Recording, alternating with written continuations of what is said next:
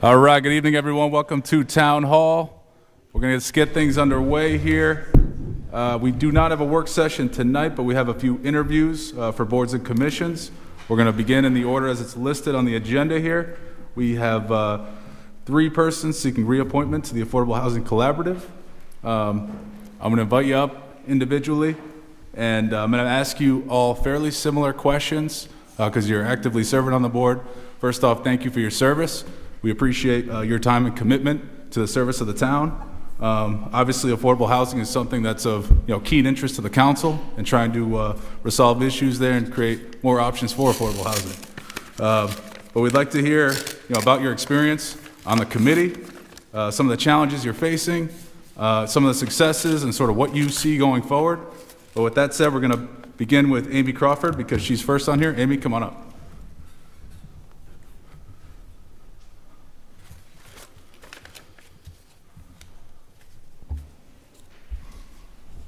Hi. Welcome. Thank you. And feel free to talk about your experiences, and feel free to touch on sort of everything I've just expressed that we hope to hear from you about. Okay. Is there an echo? Can I talk better at this? Is this better? I can hear you. Okay. So first, I would like to congratulate all of you for being back on the town council. It's been a really great appointment for me. I am really thankful for the other committee members that I work with. It's just a super group of people. We work things out, really in a really healthy way. And Brian Wagner is really a terrific guide for us. So my personal experience has been really, really great. I've learned a lot. It's my first time on any sort of a town committee. And I've only been in South Kingstown for 4 years, so I've learned a lot. And so that's probably been my biggest barrier, is that I didn't know a lot coming in. And so I'm, a lot of language that people are real familiar with, or ordinances that people are real familiar with, I've sort of been catching up. And everybody's been really supportive in helping me get through there. It's been a very rewarding experience for me because you guys have been, the prior town council has been really supportive of what we're doing. I feel the enthusiasm. I feel your desire to address this really significant problem that we have for affordable housing.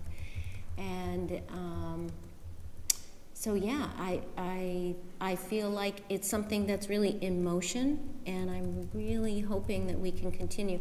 I think we found out a lot from the nonprofit organizations, the non-developers, and I'm thankful that you guys have also had the opportunity to learn a little bit from them, and.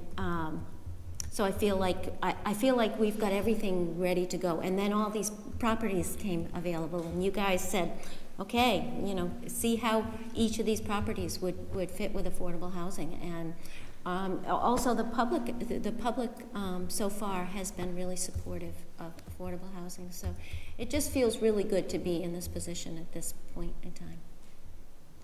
Awesome, thank you, Amy. You're welcome. Any questions from members? What would your number one goal or thing that you really hope to accomplish in this next term? To identify the location of the first affordable housing complex to go up on one of our town properties. That would be, would love to see that come to fruition. Yeah. Thanks. Well, I have a question. Amy, thank you for the hard work that you and the rest of the committee are doing. Affordable housing is one of the critical parts of why I ran for town council, and I kudos to the last council for making this such an objective. How can we better support the committee's work? Or is there anything that, as a new member that I can know that would be helpful for the success of your committee? That's a really great question. I would say just, and again, I'm not real familiar with all of the process, but keeping this moving. You know, we were just kind of saying that the time is now. We really need to move this forward as fast as we can. And so I think that as a committee, we really appreciate when, you know, when we have sent letters that we often get responses right back. I really thought it was helpful last year, or in the beginning, how long ago was it that we all met with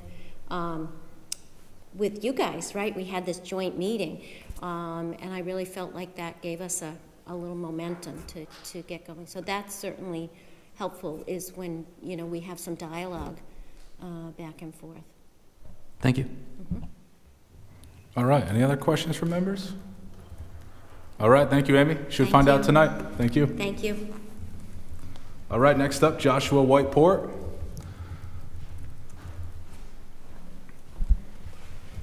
Awesome. Well, I will try my best not to reiterate too much of what Amy said, but I guess it's been really an honor and a privilege to be on the Affordable Housing Committee. I think I would reiterate what Amy said about, you know, learning a lot and being relatively new coming in, but feeling like I've gotten a much better foundation for myself at this point. It's a really exciting time for affordable housing. We've been through the past couple of years with the old Tower Hill Road, you know, the charrette process and trying to imagine what that might be, and also the Union Studios work with the various vacant school properties. And you know, things like even the increased funding for the Affordable Housing Fund in town, even if it's, you know, it's maybe small in the grand scheme of things, but it still is you know, it's nice to see, and we can really feel the energy around it. So I think that's all great. In terms of what we've accomplished, I think we've really tried to get more into the realm of advocacy. That was a conversation we had with Melina Lodge, who's very important in the housing sphere in Rhode Island, earlier in our term, and you know, about that being a very important thing to do as a committee and to try to spread the word in town. So we've held, for example, a public forum earlier this year to try to, you know, spread the word about what affordable housing is and isn't, to try to get, you know, a little bit about that mystery and fear around it away, and try to make it feel a little bit more like something we could actually be building here. You know, we've also connected with the Narragansett's Affordable Housing Committee, and through that connection, we now also have regular meetings set up with URI to discuss housing-related issues. And you know, Narragansett, they seem like they have a lot of very similar challenges to us, and in the sense that it's still a very expensive community to live in, coastal, lots of you know, URI pressure, and just generally really tight housing supply. So I feel that we've learned a lot from them as well. In terms of what to focus on going forward, I definitely would second keeping the momentum up for doing something housing related with the vacant school properties.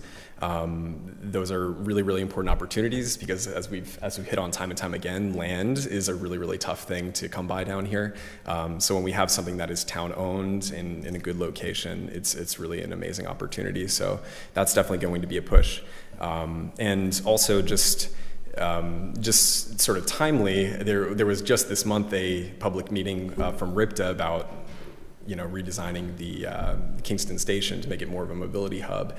And this is something we haven't even had a chance to discuss in a meeting yet, but I'd be curious to see if we can sort of support that effort and synergize a little bit with housing development in the area, because it seems like a really good opportunity for us.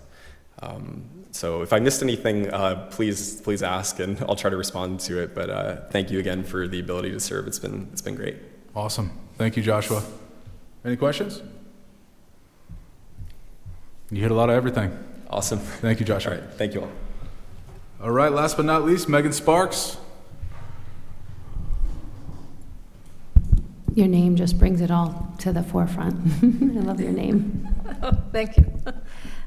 So first and foremost, I want to say congratulations to all of you. I'm very excited about this coming term and your stance on affordable housing. I know everyone is for affordable housing, and I'd have to say that that's one of the most exciting things working on this committee, is that I feel like there's a lot of collaboration and everyone has similar views and recognizes the importance of housing and housing in our community.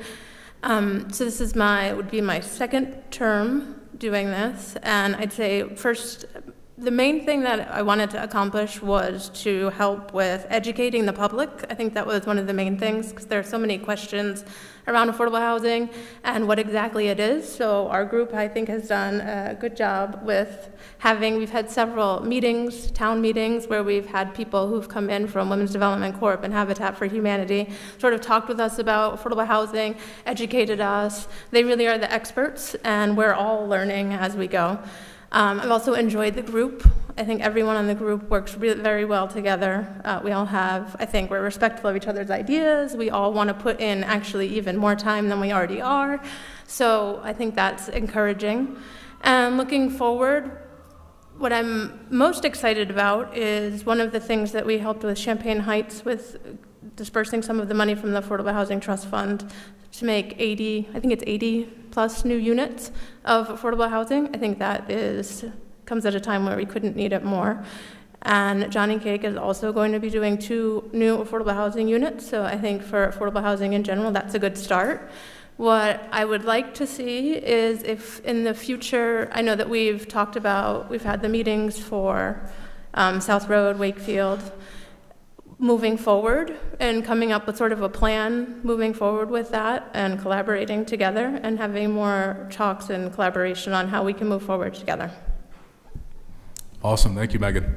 Go ahead. Megan, the last time we met with you, I feel like it's the meeting that Amy referenced. Yes. You were struggling to recruit people. I do know that there's at least one applicant who's come forward who I believe has incredible background and will be very helpful. So I'm surprised that they weren't interviewed tonight, but I know they're coming, so that's great. Is there any more that we can do to help recruit, to build out, rather than, initially the thought was to sort of shrink it, but I actually think building it out is the way to go, so that, one, you have more people educating the community on the topic, the need, dispelling some of the myths and misunderstandings about what affordable housing is and isn't. So I'm kind of in favor of bigger anyway, but do you need more help recruiting? I'm trying to give you a commercial.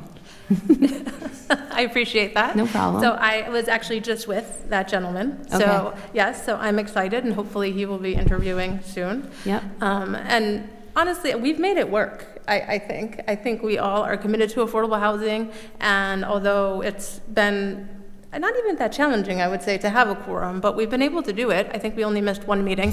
So yes, definitely the more the merrier. I think it's nice to have all different views. So keeping it. So if we add this applicant potentially, Yes. how that gives you 5, and you have 2 more openings. Right. So to the SK community, there's still 2 openings on the Affordable Housing Collaborative if people are interested to come forward. It's very active, engaged, obviously, for paying attention at this point. Yep. There's an active, engaged advisory board here, so we would like to welcome anyone to join and apply. Yeah. And we are also definitely trying as well. So yes, thank you. Thank you. Megan, one of the things that I've appreciated about your work is your dogged pursuit of I guess, like the Women's Development Court and Habitat, who are able to offer us some additional services along with the building portion of it.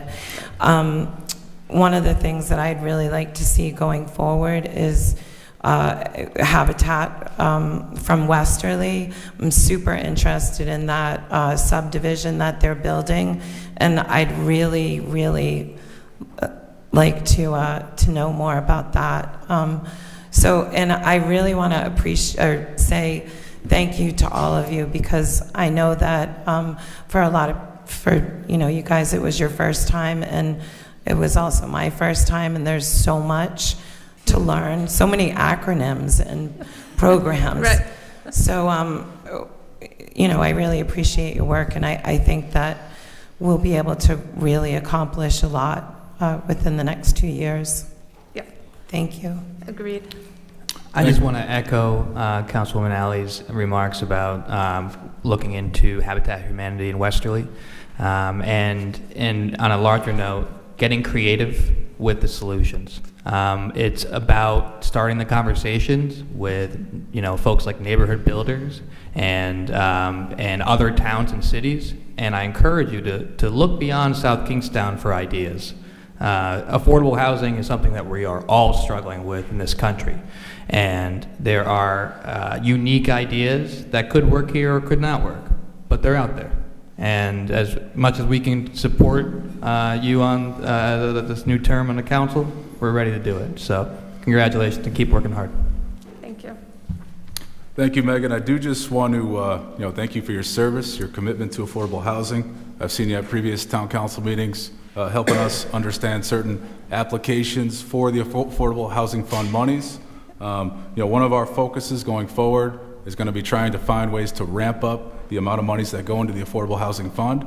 And as that happens, we hope that the Affordable Housing Collaborative can work with some of the partners, relationships it's formed over the years, including Johnny Cake Center, Habitat for Humanity, and others, to help indicate, hey, there's monies available here. These monies are available to be tapped. We want these people to, or these organizations to come forward with applications to try to utilize the available monies for affordable housing.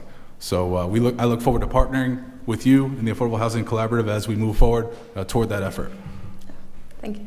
Thank you.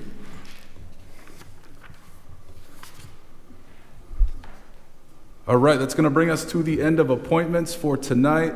We're going to take about a 10-minute recess before we start the regular session at 7:30.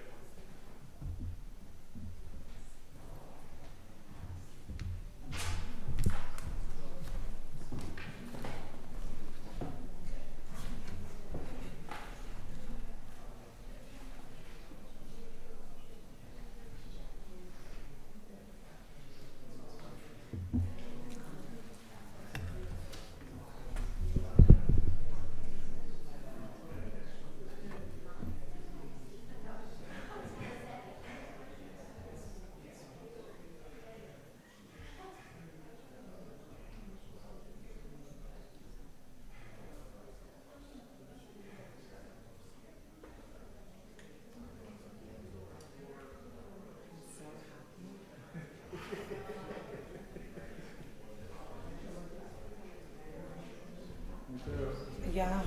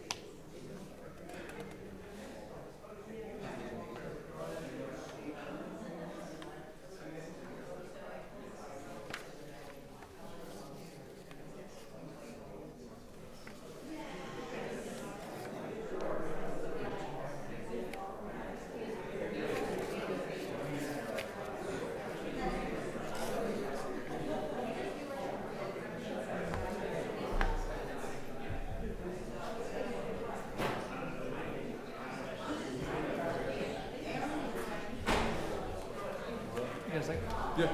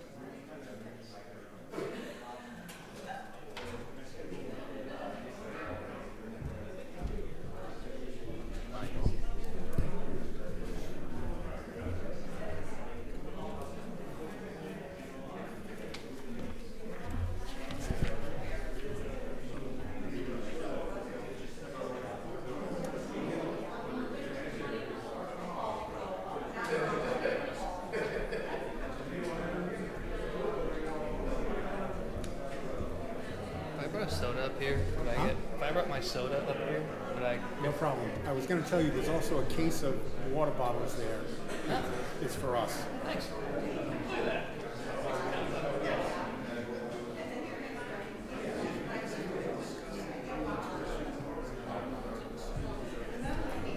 And Patty and I usually have a good supply of cough drops, and you'll find your mouth gets very dry. I'm in.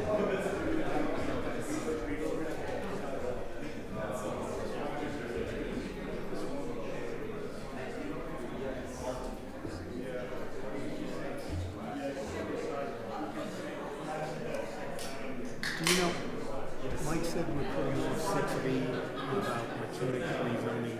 Does the applicant know that?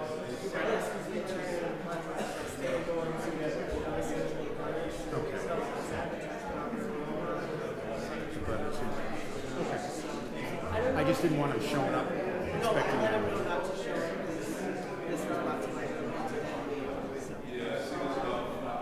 Shit happens.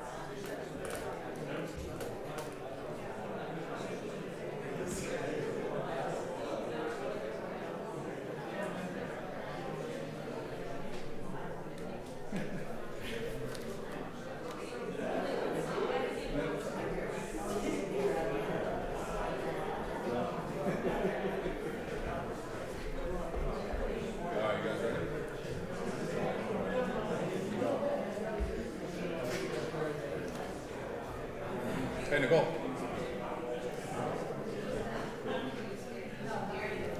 All right, good evening, everyone. Welcome to Town Hall. We're going to get things underway here. It is 7:30 p.m. Today is Tuesday, November 26th. We're here for our regularly scheduled Town Council meeting. First order of business, as always, Pledge of Allegiance to the flag.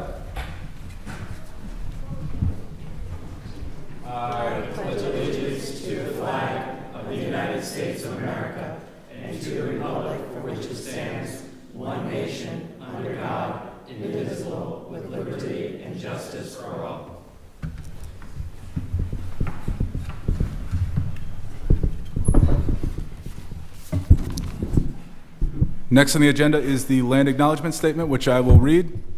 The town of South Kingstown pays homage to the indigenous people and land on which the town is now located. Let this acknowledgement serve as a reminder of our ongoing efforts to recognize, honor, reconcile, and partner with the Narragansett tribe whose land and water we benefit from today. Next, we have the roll call. Council President McEntee. Here. Council Vice President Marin. Here. Councilmember Bergner. Here. Councilmember Alley. Here. Councilmember Wedgemont. Here. All members are present. Thank you. All right, let's go to... Excuse me, before we start the meeting, could we just have a moment of silence?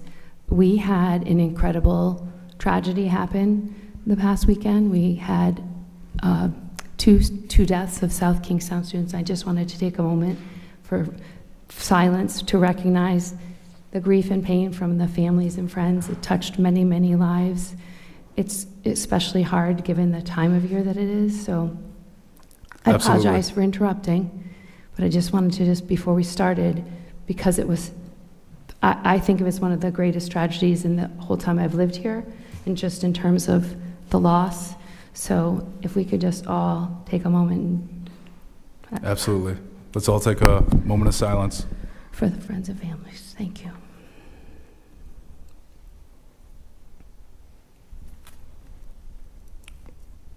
All right. Thank you, Deb. I did forget, I'm sorry. I did forget that I wanted to recognize Narragansett Fire, who responded, South Kingstown EMS, and any other first responders, because I know how incredibly hard that experience was as well, and I apologize for not including them. But to keep everyone in their thoughts, because that's a huge traumatic event. Certainly a tragedy, and I want to send condolences to the families of those who had lost ones, and we'd like to wish a speedy recovery to those who made it through. And it's an extremely unfortunate event, and we're rooting for those to get better and get better fast. Thank you. So next on the agenda is item 4, the consent agenda.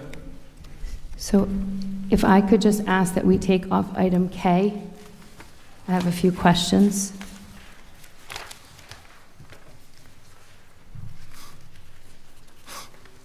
It's on page 5. Yep.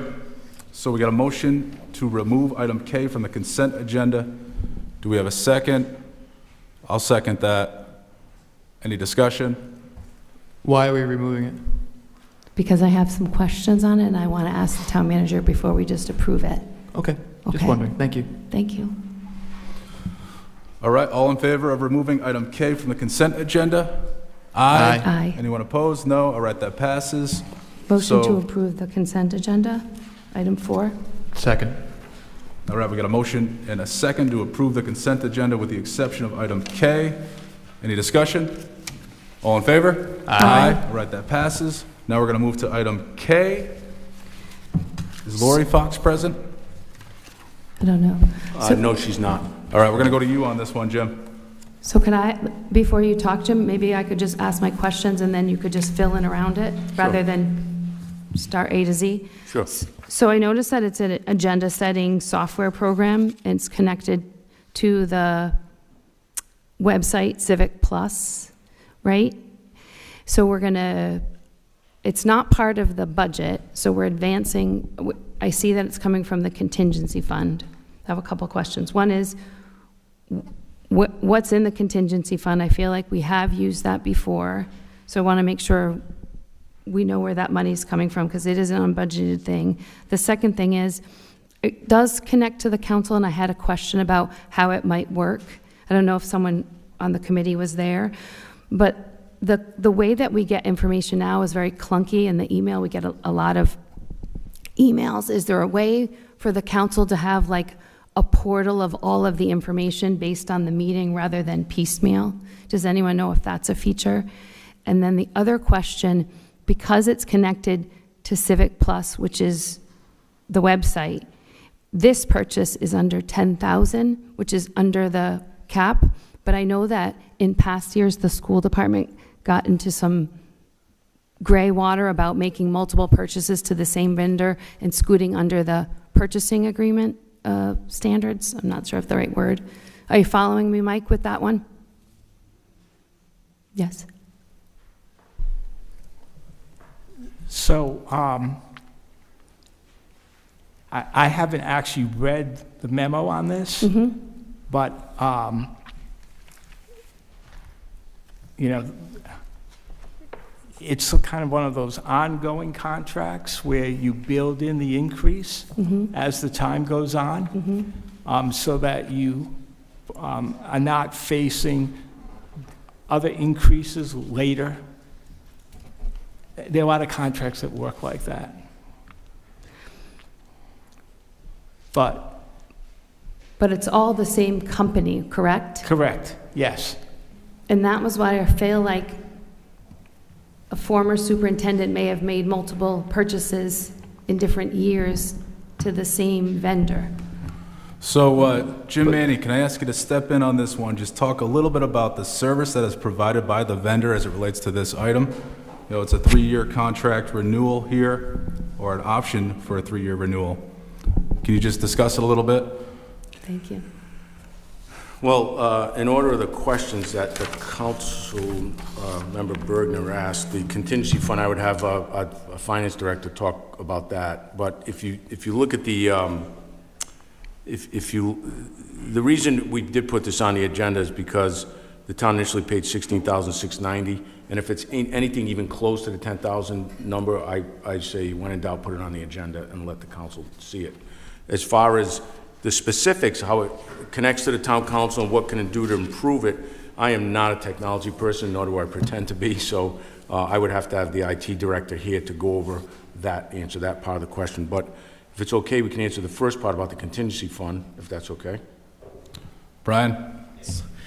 I was just pulling up the budget. Approximately, I don't have it open yet, but approximately the contingency fund was adopted this year with approximately $200,000 in it. That's much elevated from prior years. We had padded that a little bit this year because we had so many contracts that were open at the time. So that is what's available in that budget line item right now, the contingency, approximately $200,000. So we haven't spent any of that money? No. We had some money transfer out for another item that was unbudgeted that wasn't funded out of that line item. So I think we're at about $190,000 right now. Okay. Can you just remind me of what that little small $10,000 budgeted out item was? No? Not yet? Okay. Not Well, at the- maybe it'll come to you. Okay. So there is money in the Yes. contingency fund. My question is about Civic Plus and this new package Civic Clerk.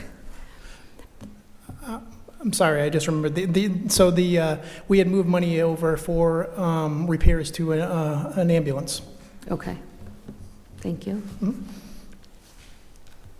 So because this sort of affects the council and how we interact and get information and agendas, I don't recall ever us being asked anything about any of that. So this sort of is kind of new a little bit. So I'm just trying to understand, is there anything that would be beneficial to change from this vendor? We have a vendor that we're currently using. Like, why are we doing it in January, or December, whatever this month is, and not waiting until July 1? So what I would confused. recommend, you have legitimate questions that I don't have the answers for. So I could, if this was on the agenda rather than a Consent. I would have Lori here to answer these. Okay. If it was, it's a consent agenda. So why don't we table it, maybe pull it from tonight, and then at the next meeting, I'll get the IT director to answer any questions you have. Thank you. So the motion would be to continue this matter to the December 9th meeting. So moved. All right, we got a motion and a second. Any discussion? All in favor? Aye. All right, that item is continued to the next meeting as a new business item. We're now going to move to public comment, but before we get to that, I know Jay Wedgemont has a few words he'd like to say. Jay, go ahead. Thank you, Mr. President. I just want to first say thank you to the warm welcome I've had from the town council and the town management and the town staff. I also want to just thank my family, my friends, and the people of my hometown, South Kingstown, for supporting me. At a difficult time in my life, I made mistakes that I deeply regret, and I took full responsibility for my actions. With the support of my family, friends, and community, I sought help. I found my way forward and committed to a life of sobriety. I've worked hard to rebuild trust and strive to ensure my actions reflect the person I want to be. I am deeply grateful to the people in the town of South Kingstown for giving me the opportunity to move forward and show that that trust in me is well placed. Every day, I am determined to honor that trust and continue working to build a better future for us all. I yield the balance of my time. Thank you. Thank you, Councilman Wedgemont. All right, that's now going to move us to public comments. At this point, we're going to open it up for persons here who wish to speak to come on up. We're going to do a 30-minute segment of public comment before we move to new business or public hearings to new business. We're going to try to move through that rather quickly. Then we're going to come back to public comment. For this session, we're going to limit each person to one time speaking, a max amount of 5 minutes, and we just ask that you introduce yourself. With that said, we're going to allow people to come up on a first-come, first-served basis. Ken Burke, go ahead. Thank you, Council President, and congratulations to the entire council. Well done. I'm here with Lisa Beth Sanford. I'm here representing the South Kingstown Bicycle and Pedestrian Advisory Committee. We have two simple requests. The first is born out of our meeting last week where we have engaged the school building committee. They're doing a wonderful job administering the town's largest bond ever. We see three current and emergent projects surrounding the new high school that I think warrant consideration for an integrated approach to treating the bicycle and pedestrian activity and vehicle activity around the high school. The first is a known project through Director Bourbonnais. There's a placeholder for repaving of Columbia Street, which very obviously fronts the high school. It connects historic downtown Wakefield on Main Street to the heart of the village of Peacedale at the Village Green. There's another project through Director Murphy with the Old Mountain Field Master Plan, several projects that are ongoing there.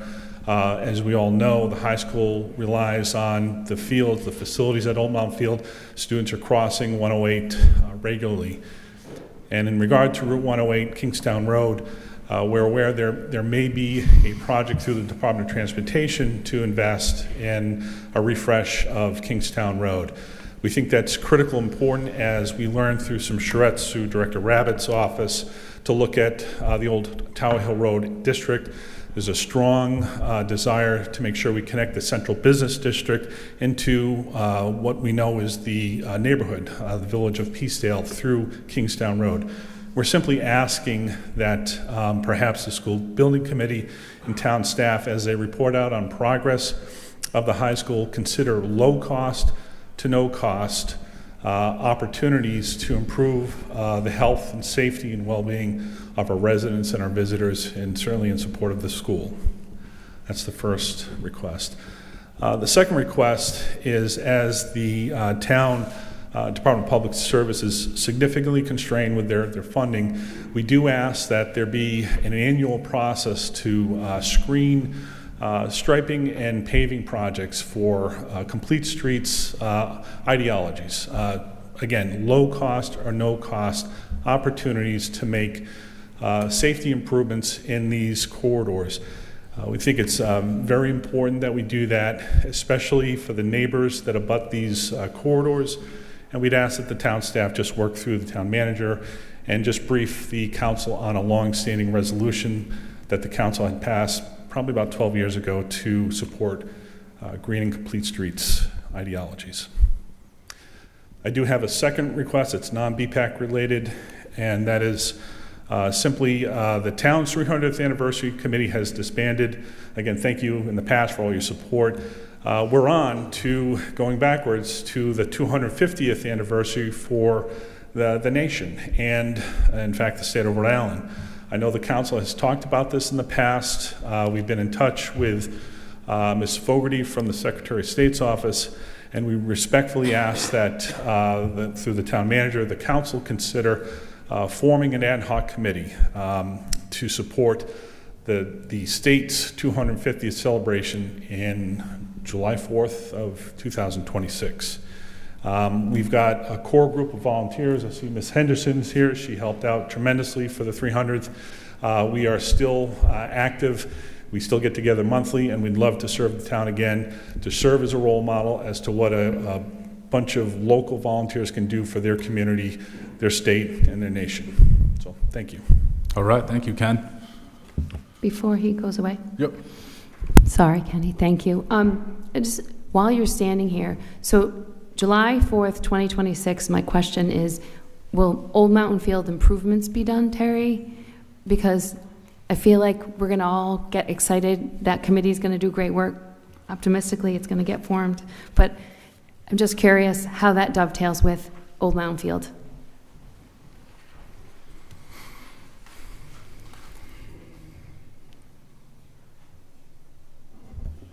Good evening. Good question.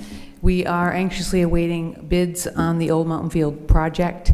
Until that time when we receive bids and award a contract, it's difficult to know. I cannot stand here and make any promises. Ideally, we would love to have the project complete for summer 2026, but at this point, I can't give you an answer. That was my fear. Like, I think it's going to end up in that place. So I'm just telling you and Sharon, as you're here, that it may, we may have some others, not Old Mountain Field 4th of July. All right, thank you, Ken. Thank you. All right, anyone else in the public wish to come on up and speak? I invite you to just come on up.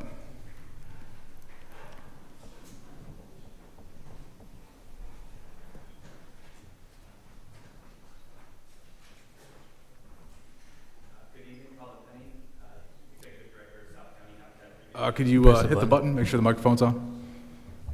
Thank you. There we go, sorry. Colin Penny, Executive Director of South County Habitat for Humanity.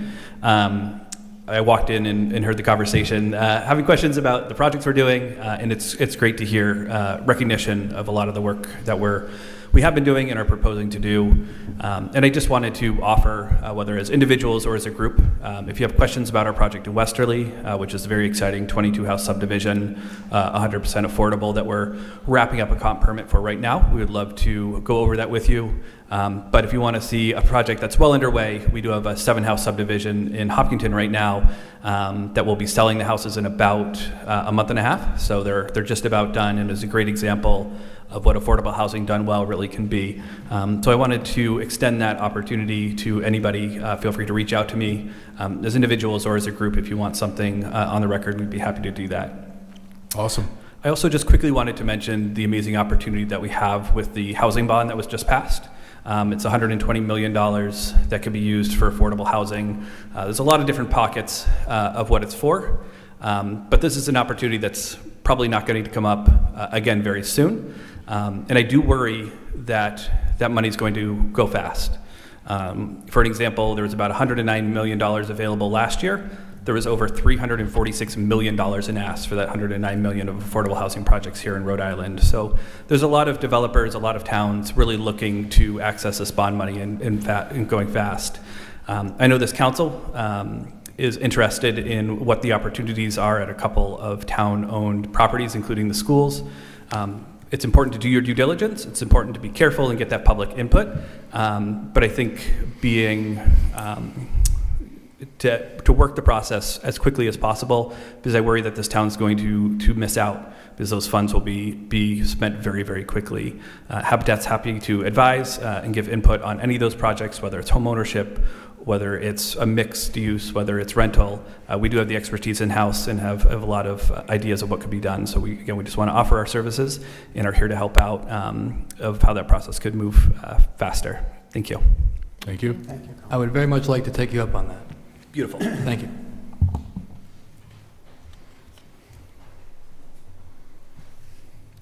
Anyone else in the audience wish to speak? All right, seeing none, we're going to move on to public hearings. A is a public hearing relative to proposed amendments to the Town Code Chapter 2 Administration as follows. Chapter 2 Administration, Article 3 Boards and Commissions, Section 2-41 Historic District Commission. This item here essentially expands the Historic District Commission's charge under ordinance to include the following. The commission is also authorized to promote historic preservation throughout the town by providing advisory assistance to owners of historic properties on matters of historic preservation or as otherwise also authorized by the town council. Mike Ursillo, I'm going to go to you on this quickly for an introduction here. Sure.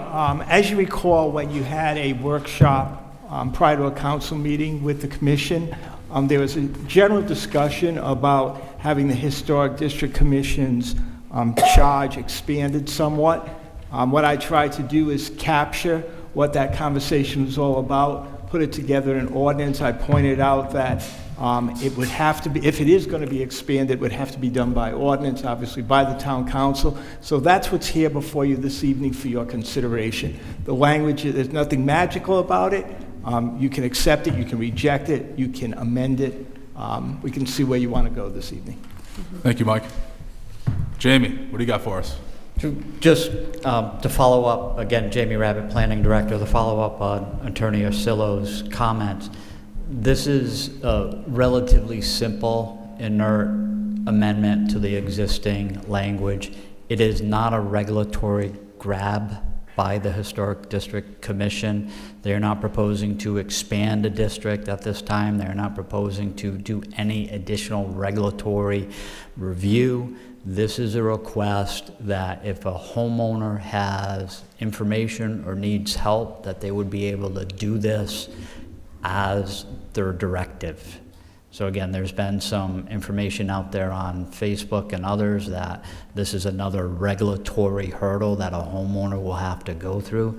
That is an incorrect statement.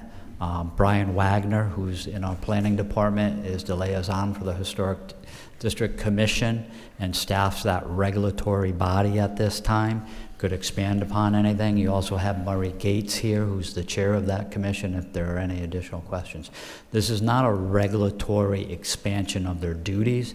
This is basically a service-orientated endeavor that there's a significant amount of resources on the Historic District Commission, and if someone had a historic home and was looking to expand or renovate, they're there as a resource. That's not their charge at this time. They just want to align the language in the ordinance with potentially their ability to be a resource to the community. All right, thank you, Jamie. I do want to invite up Murray Gates. He's the chair of the Historic District Commission. Murray, if you're here, come on up. I know we spoke a little bit about potential amendment here at a work session we had with the Historic District Commission about a month ago or 2 months ago. I'd like to hear from you, just kind of talk to us a little bit, remind us of some of the wishes you wish to accomplish by this change and what it is that the Historic District Commission is really looking for here. Go ahead. Sure, yeah, and thank you for the opportunity to come back and talk to this. If you remember, I started the conversation by saying there's a number of things that the comprehensive plan has called for the Historic District Commission to do. All of those things are outside of the scope of the Kingston Historic District, and a lot of folks rightly associate us with Kingston Historic District, which was created back in the late 1950s. But there's a number of things that the community, through the comprehensive plan, has requested that the HDC start to do, which some of them are to do with historic districts, some of them have nothing to do with historic districts, but are still related to historic preservation. So what we were asking for, and I came to you and I actually started by saying the name is a little bit misleading, right? The Historic District Commission, if you remember, denotes that all we do is related to historic districts.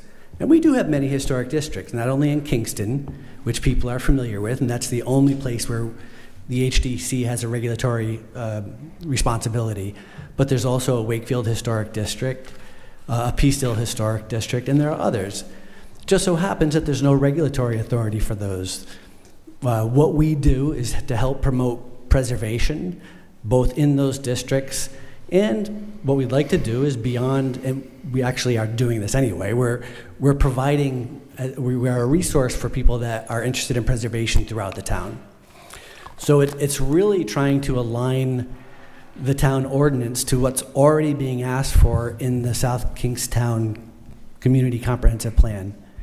That's essentially it. We moved, I think in the discussion, we moved a little bit away from the renaming, although I think Mr. Orsillo had said that it would be possible for you as a town council to allow for and create an ad hoc committee. You can correct me if I'm wrong. An ad hoc committee that could essentially wear another hat. So we'd have the same committee members all wearing two hats, one with Historic District Commission, which has a regulatory responsibility towards Kingston, and a second hat for Historic Preservation Commission, which would handle all the other non-regulatory items within the town of South Kingstown. And if there was a justification that I'd provide to doing that, it's purely around branding. As Jamie Rabbit had mentioned, there's a lot of misconceptions in town, a lot of sensitivity to the Historic District Commission and preservation as a whole. But I'd say 99 out of 100 people have a misconception about what preservation's about, and they really relate it directly to our regulatory authority without understanding all the other stuff, which has no obligation towards property owners. And that includes property owners in the Wakefield, the Peaceville Historic District. There's a lot of old properties there. They could do anything that they want with them. And we've had instances of historic structures that people have done whatever they want with them, and that's perfectly fine and allowed within the town's ordinances. So excuse me, I'm going a little bit of circular discussion here, but hopefully that answered your question around what the original ask was, which was to rename, and secondarily to update the ordinance so that it's reflective of the comprehensive plan. All right, thank you, Murray. Go ahead. So when the Historic District Commission presented, you are a very compelling speaker. You're excellent. I think if people could watch just that work session, they would fully understand how important I think the change is. I think just, in terms of educating people, really what's considered historic is one of my takeaways. It's a house that's more than 50 years old, right? So it's in the we're into the 70s, Sure. Some of us were born prior to that, but so I think that I would encourage anyone to watch that because it was very compelling. I think we do need to make the change, and I had a thought about how we could use the information you presented, maybe ask you to draft some sort of a press release that we could put out in the paper so that people could really understand the good and important work that you do. And I think that's just another avenue to sort of showcase what you do to the community. I know you come here, you explain it, you do some awards, but just another way of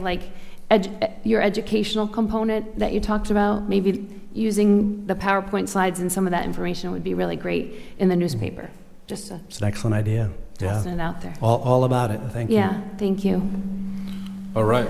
Jamie, go ahead. I just have one additional thing to add with the assumption you hopefully will vote on this evening.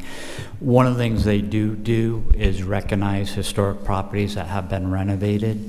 So just as a public announcement, they are seeking nominations for this year. The Planning Department, working through Brian Wagner as their liaison, if there is a property that's undergone renovations or work that is warranted for an award, they can send that to the Planning Department in care of Brian Wagner. They're seeking nominations up until the first of the year so that they can be back for you in February to announce nominees and potential award winners. But again, something they do that's non-regulatory, that rewards people within the community for restoring property. Exactly. Thank you. Thank you, Jamie. Jay, go ahead. Mr. Murray? Thank you for coming out to speak tonight. Sure. I was at the town council meeting where you all presented. I guess I have a few questions. My first question is, if this was approved tonight, what would happen in the next few weeks that would change because of this designation change as far as your work? Probably not a thing. If there's value in doing this, it probably gives the town the ability to be able to react in such a way that they can call on the the Historic District Commission for various projects that occur within the town. And in fact, if I missed saying this, I probably should have. One of the things that we wanted this amendment to do would be not only for the townspeople to leverage the resource within the historic district, the HDC, but also for the town council as well as the boards within the town to be able to leverage the resources and the knowledge of the HDC. So it's more trying to educate, going back to Madam Bergner's comments about us allowing the public to understand a little bit more about the role that we do. And this is just codifying, again, the role that we do already under the comprehensive plan. If that makes sense, or if that answers your question. It does. If we were to table this until the next meeting, would any deadlines be missed, or would anything negative happen for the committee? No. Okay. I have no further questions. As a new council person, I'm trying to take it slow and be diligent with my thoughts. I would feel more comfortable about tabling this until the next meeting, but I thank you for your questions. Yeah, certainly. For the answers. Thanks. Good. Maury, come on back up. Don't leave yet. Sorry. Just a couple of questions. You've referenced the comprehensive plan a couple of times. Yes. I want to understand what your view of this particular ordinance is in relation to the comprehensive plan. Partly, frankly, because within, I think, the next 18 months, we've got a review of the comprehensive plan coming up. Is there something missing in the comprehensive plan, or is this inconsistent with it? No, I guess what I'm saying is that the town ordinance currently does not reflect all of the various activities that the comprehensive plan calls on the HDC to carry out. Okay. And you've also mentioned, in terms of providing advisory assistance to owners, you're already doing that? If they come to us, we are not proactively, we have not gone proactively out and done some of the education that was suggested, principally because of bandwidth issues and the ability to be able to carve the time aside and to put the programming together to do that. Okay. And when we also referenced our need to recruit more board members, which you're going to help with tonight with hopefully considering an applicant. Okay, thank you. You're welcome. Can you that applicant didn't attend. They rescheduled, I think, right? Yeah. David Stone? Yeah, that was for BPAC, I believe. Oh. David Stone? We have Sharon Henderson in the audience. I may have read the agenda wrong. I thought she was up for approval tonight. Up for approval? Nicole, can you tell us when that interview for Sharon Henderson will take place? Can we put that on the meeting for December 9th?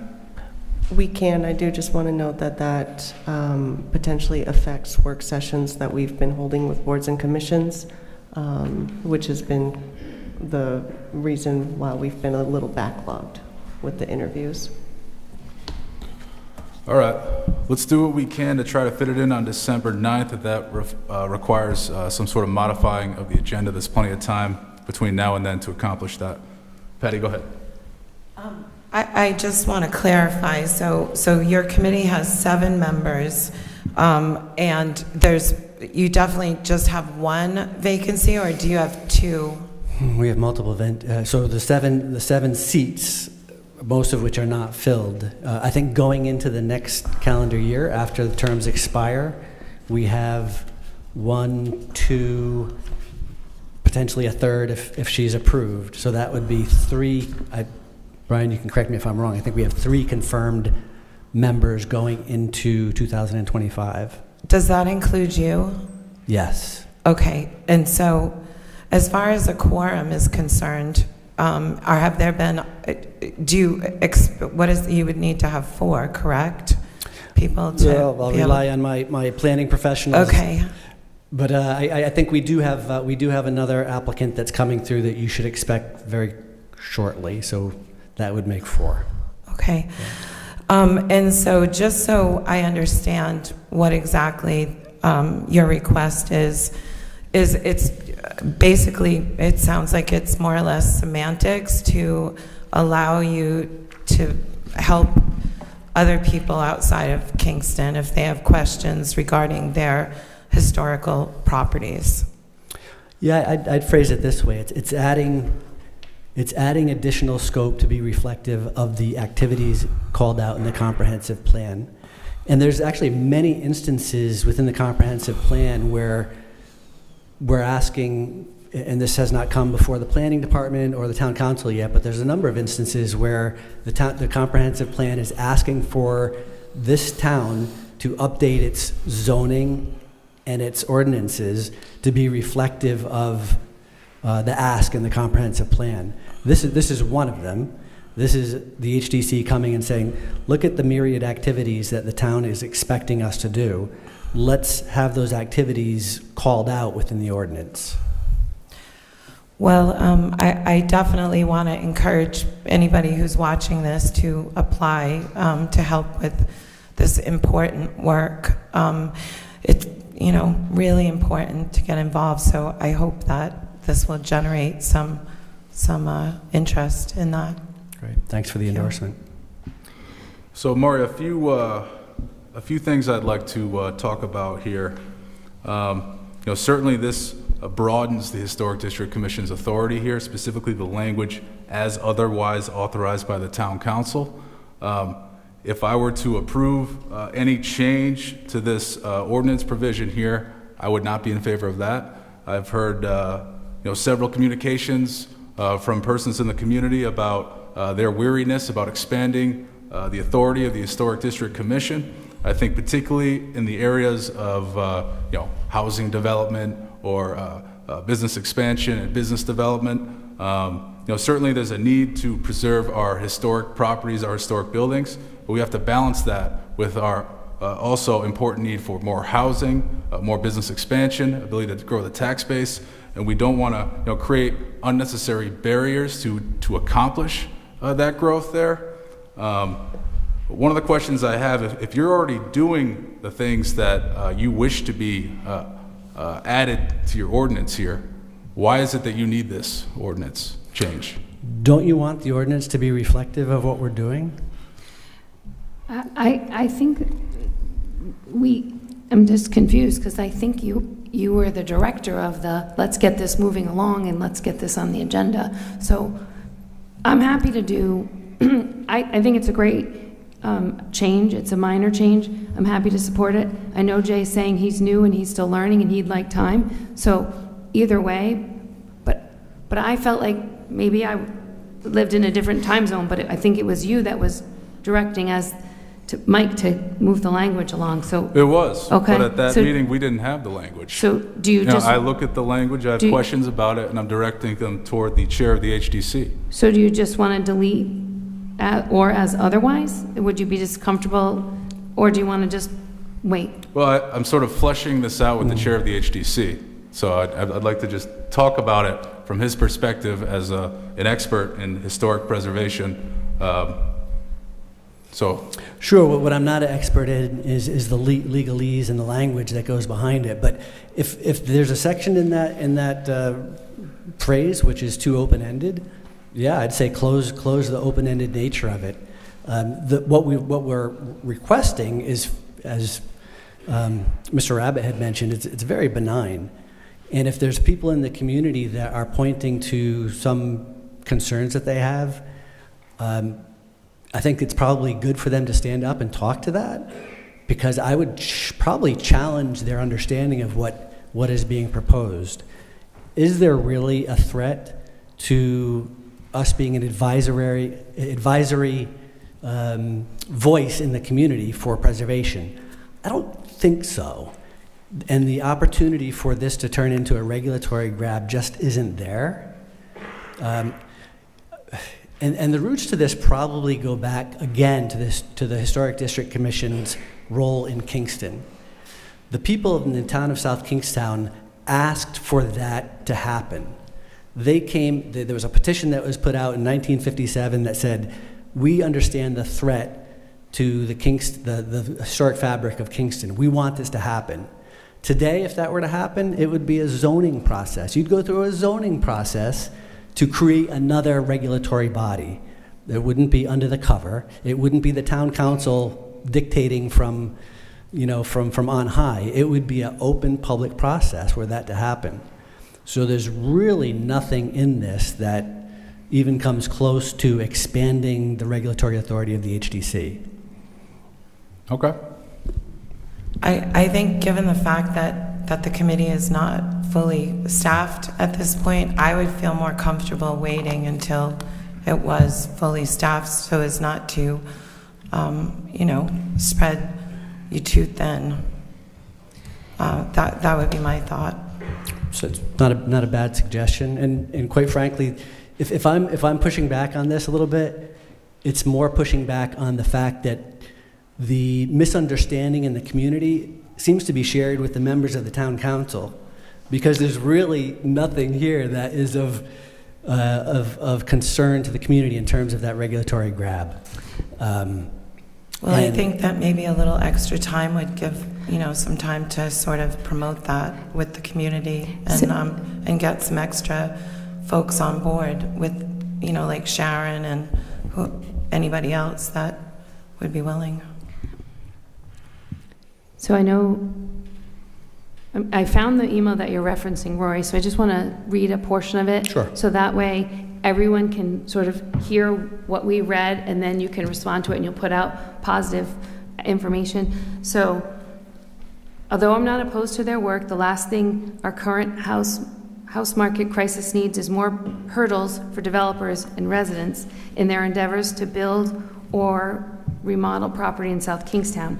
The comprehensive plan from 2021 contains a wealth of suggestions and guidance for South Kingstown to both increase units and density while maintaining our look and feel.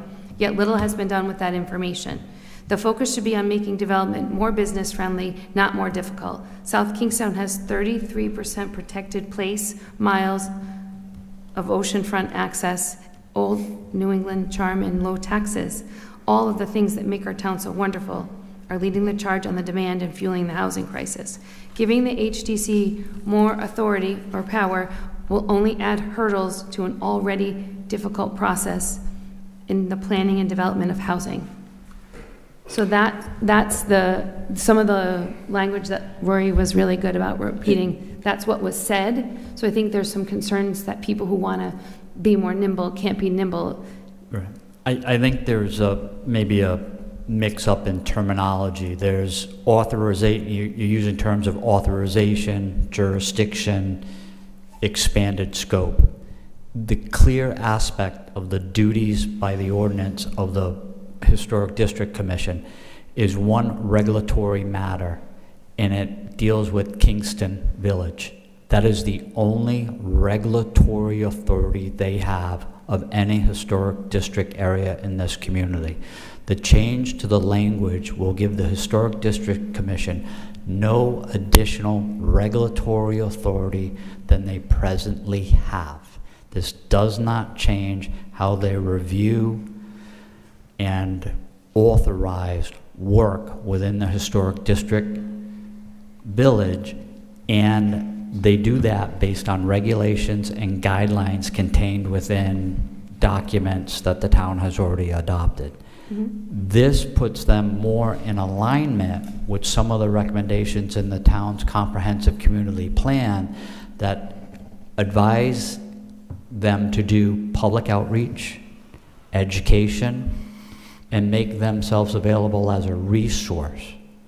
A simple thing like a historic placard program for historic homes in town would potentially be beyond the scope of the Historic District Commission, because their scope right now is regulatory.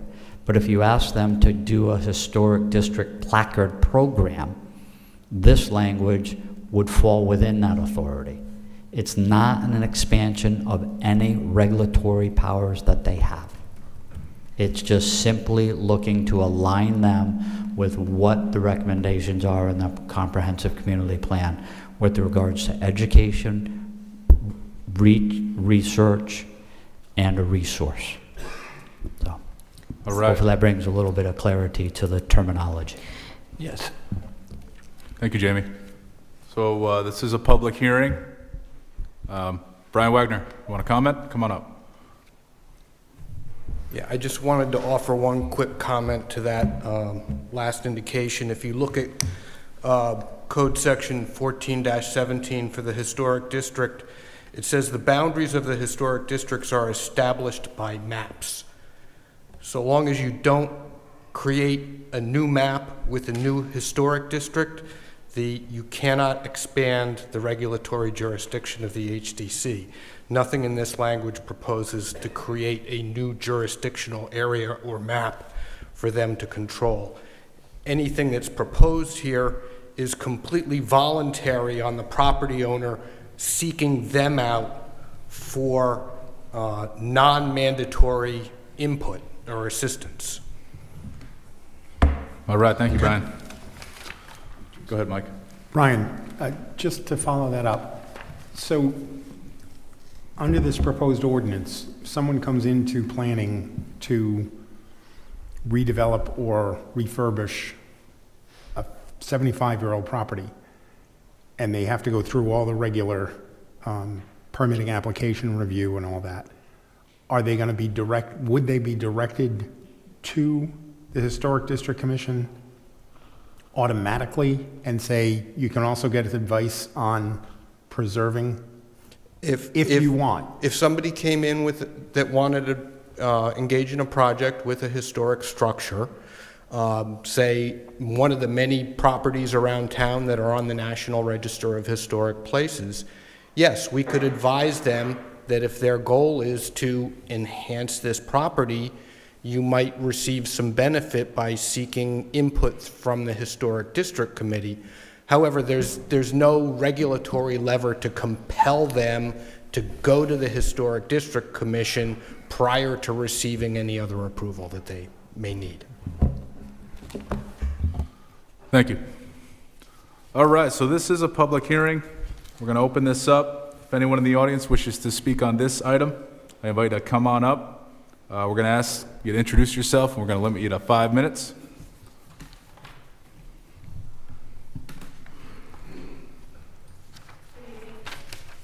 Sorry. Good evening. My name is Kate Brewster. I'm the Chief Executive Officer of the Johnny Cake Center for Hope, located in Peacedale. And I want to thank you for the opportunity to share our concerns about the proposed change to the ordinance for the Historic District Commission. We understand this is not a regulatory grab. And while perhaps well-intentioned, our experience with the commission this past year demonstrates how a small group of volunteer public servants can really delay the progress on critically important priorities in our town, including the creation of affordable housing. We're concerned about expanding their advisory capacity in any fashion, and that could further exacerbate this problem. As you might recall, we've been trying to redevelop a property on Green Street into 4 safe, family-sized affordable housing units that could house as many as 32 residents. The property was built in 1900 and has virtually no historical elements on the interior or exterior of the structure. From the beginning, we were referred by the planning board to the HDC, and they worked really hard to block the demolition of this building. And I've outlined some of the ways in which they were able to delay progress on this project in some written comments that I'll submit.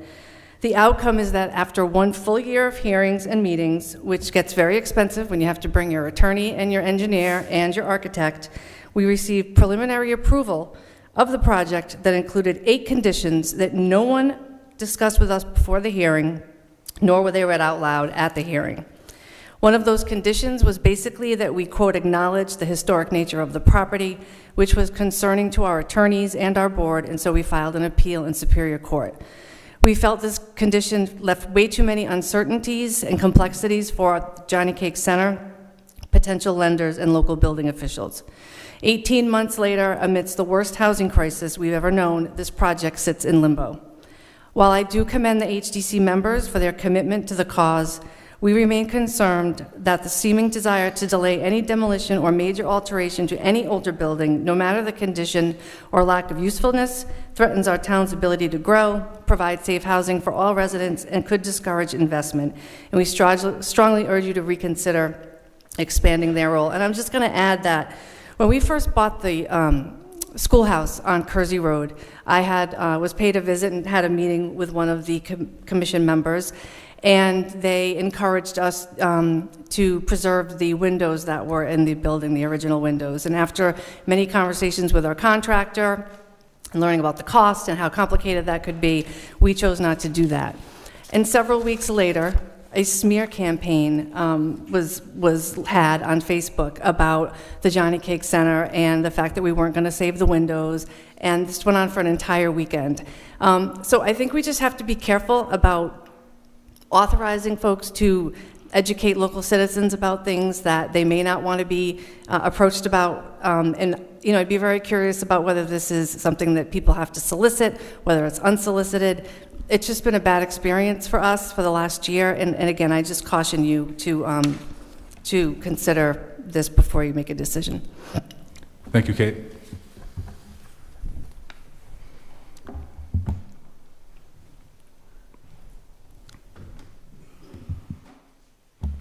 Roberta Mulholland.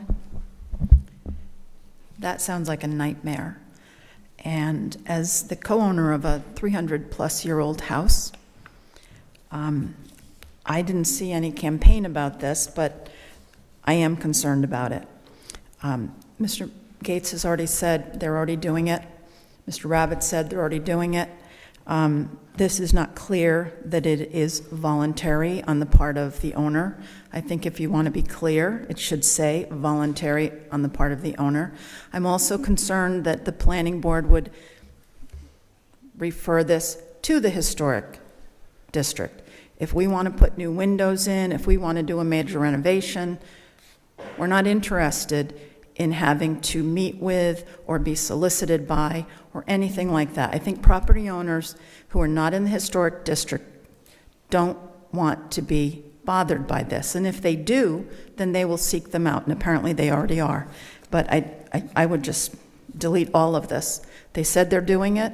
There's nothing apparently that keeps them from doing it. And if you're going to put this in, it should be voluntary. No one should ever be made, if you're not in a historic district, to go before, consult with, or get advice from the Historic District Commission. Thank you. Thank you.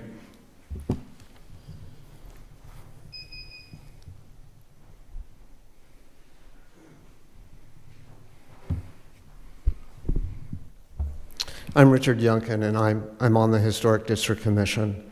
And I'm the chap who met with Kate Brewster about the windows on the old school. And at the time, I was representing not the Historic District Commission, but a foundation that was interested in helping the Johnny Cake Center with those windows in that building. And I didn't get very far. And that money never materialized for them. It's unfortunate.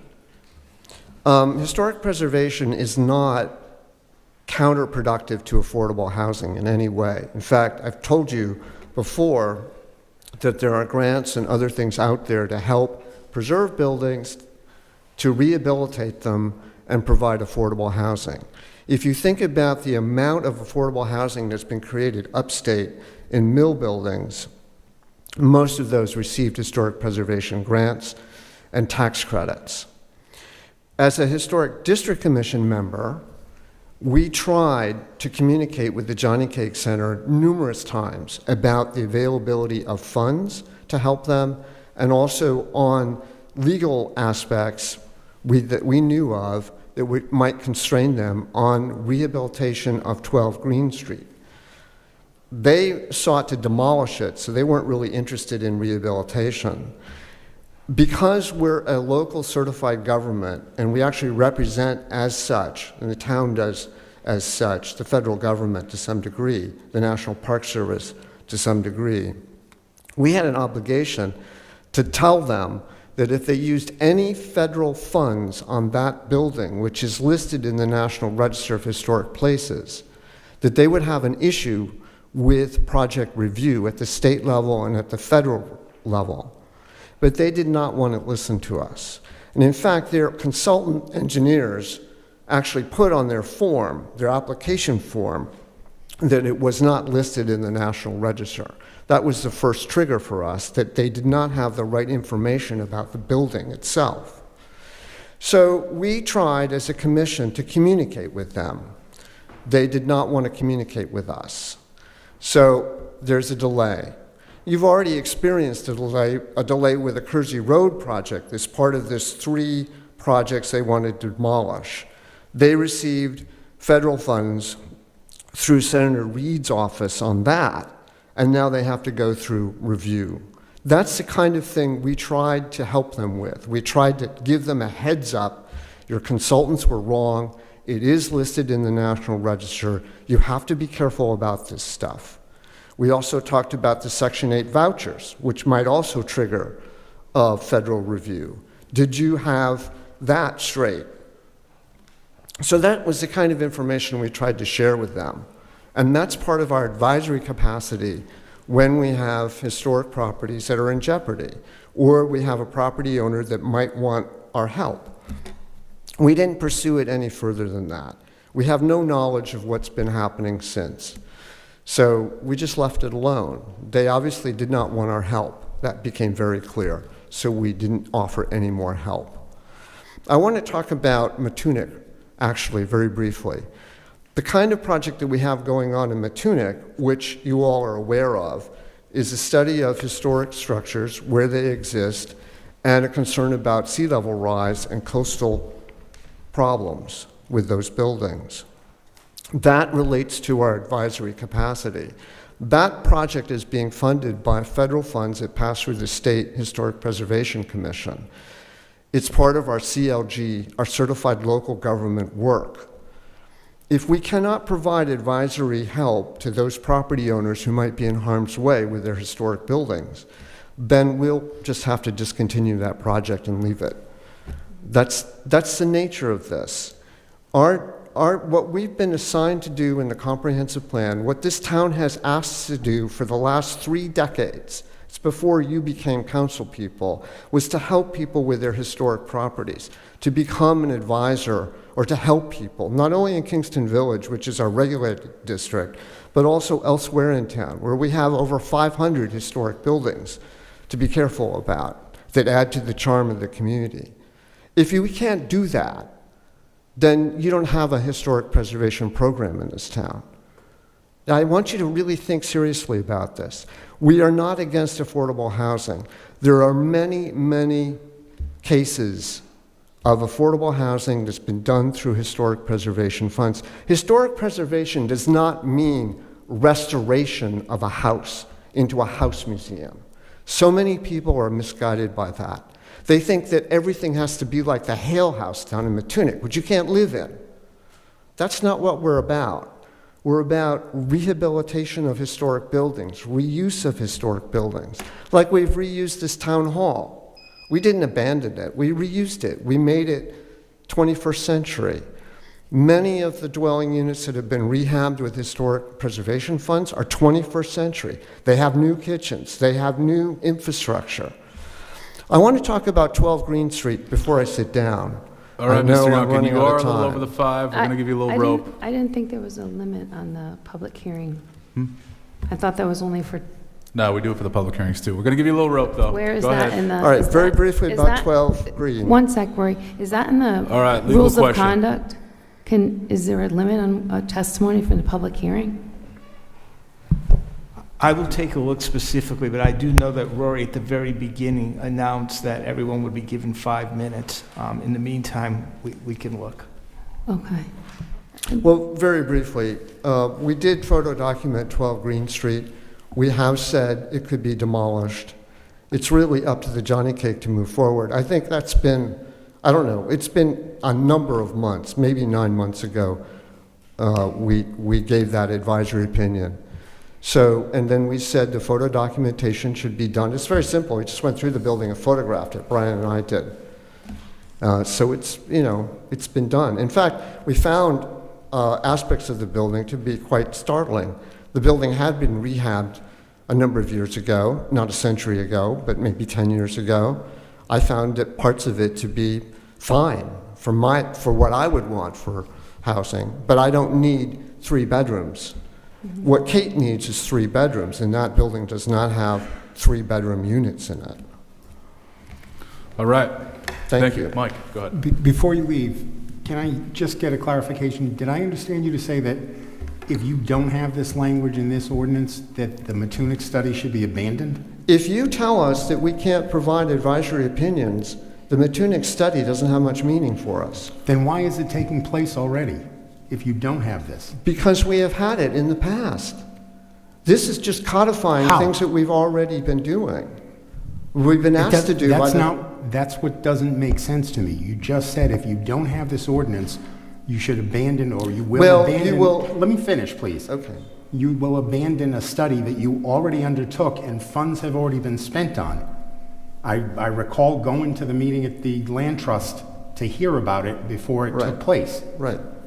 What I don't understand is if you don't get this statute, you have to abandon that study, but the study was already abandoned, the study was already undertaken without the benefit of the statute that you say you need. Well, the statute codifies the work that we have been doing. There is, when you think about it, we have public reaction to this work. There's public reaction against us doing this work. So it's out there.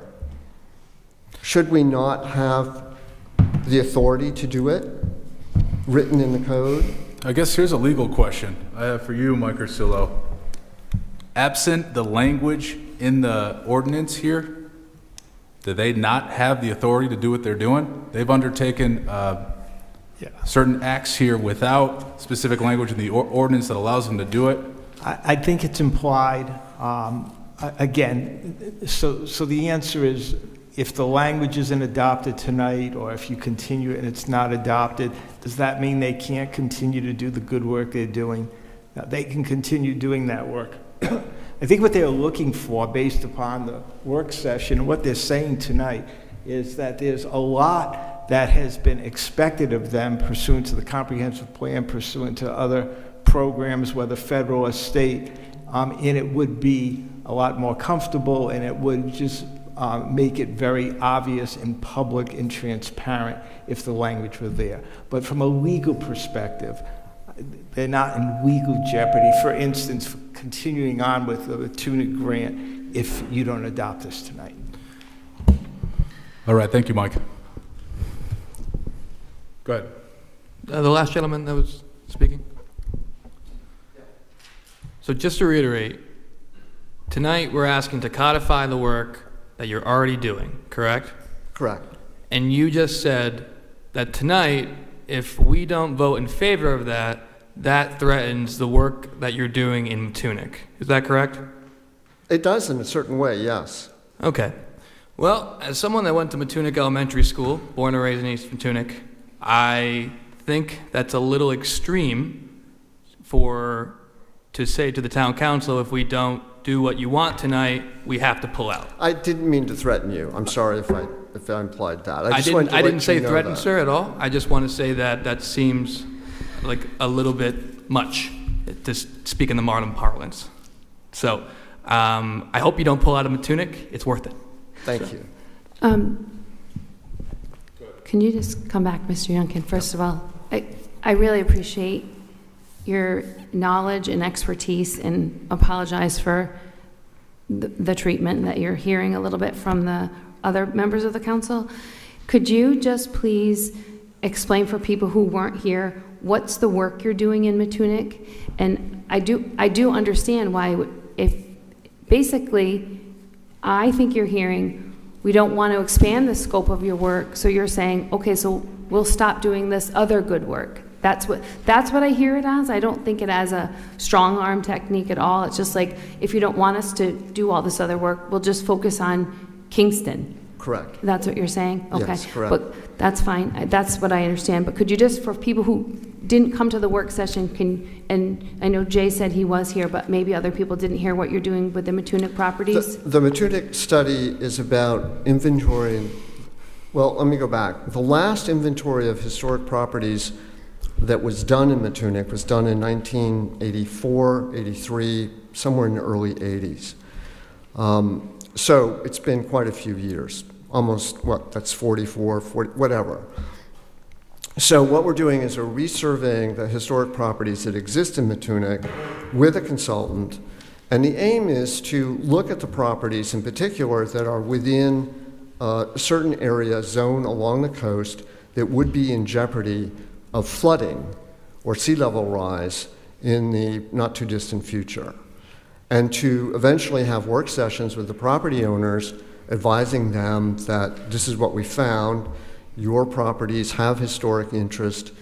If you want more assistance in how to make them more resilient within guidelines that are historic preservation guidelines, so you don't destroy the actual value and character of the building, we would be happy to help you. So, I don't want to dwell on it, but going back, it would seem that we would be on shaky ground to offer that assistance if you all don't feel it's appropriate. I understand. Thank you. All right, thank you. Oh, sorry, Patty, go ahead. I just would like an update on Green Street. We've talked a lot about Green Street. We've talked about the windows a number of times. What's important to me is that we have people in apartments. So I'd really like to know, Kate, can you tell me what the status of that is? This is a public hearing of the ordinance. All right, we're going to allow it. Kate, go ahead. You're going to allow it? Yeah. So, Mike Arcillo, this question here, we're asking about the status of a certain project that has been mentioned in the context of working through this ordinance change. We want to find out a little more information about that specific project. Does that fall within the realm of the public hearing? I think you're good because it's already been a topic of discussion this evening, and it does involve this particular ordinance. Go ahead, Kate. We went through a year-long process, went before the HDC once in the beginning, TRC, and then, there were a lot of discussions about the status of the building. We said from the very beginning we were not seeking federal funds for Green Street. It was our first big redevelopment. We were going to finance that. We were very clear. When it was finally approved in June, as I said, it was approved with 8 conditions. We did not know what they were going into the meeting. They read 2. They did not read the rest. And the final one had to do with us acknowledging that the building was in a historic area and listed as such. And we just felt that that was a slippery slope. I think that's part of the issue here is what is and what isn't historic in which areas, which districts, et cetera. Is it just because people get federal funding, it puts it in one category, and not if they don't get federal funding, it's over here? And when we saw that condition, which we didn't get until we got it in the mail, we decided that it was too risky for us to proceed and filed an appeal in Superior Court, which is where that case sits now. And so we have nobody in those apartments? Oh, no, we're not even close. And so we also authorized some money for the windows, I think, where we discussed that? Or, okay. Not for Green Street. Okay. So the bottom line is that we weren't able to get these apartments done on Green Street because of these delays. So we haven't met our goal of housing people, and it's stuck in Superior Court. So to me, that is significant. So, actually, Council President, can I just go ahead, Jamie. make a statement? The plan associated with Green Street was approved by a planning board. yeah. That applicant can move forward with their project today. They chose to appeal a condition they still could build their project today, even while that is under appeal. They chose to appeal, whether it's condition 7 or 8, and that is their right under Rhode Island law to appeal a decision of the planning board. But they have an approval to move their project forward. They disagree with one of the conditions, and we have a potential resolution to that disagreement that will be before the council in the near future. But again, it was the applicant's choice to put a halt on their project and file an appeal. They did not get a denial from the planning board. They got an approval from the planning board, but there was a condition attached that the planning board wanted them to recognize the fact that the building was in a registered area. Non-regulatory, but in a registered area. So again. And what would this have meant? Meaning that, you know, if it had the designation, why is this a problem? You know, I feel that I need to get involved at this point because I am in the process, my office is in the process of negotiating a settlement of this matter, which will be coming before the council. I don't think we should go any further down the legal road. Just talk in general about whether or not you want to approve this language this evening. This is a very specific case. May I say something? Actually, Mr. President, I allowed Patty to speak before Okay, me. I'll wait. Thank you very much, Councilwoman Bergner. I just want to say to the HPC, you heard tonight that the council wants to support you. We want to find more people to bolster your numbers on the committee. We want to support preserving beautiful buildings in South Kingstown. What gives me a little bit of stress and what my instincts from my mother taught me to slow down is when two great institutions, one that is dedicated to preserving amazing buildings and the Johnny Cake Center, are fighting. I mean, there's a red flag there that I think we should slow down on because we want everyone to thrive in this. We want the stuff going on in Matunic. We want the Johnny Cake Center to thrive, and I think that's why we're asking some tough questions tonight.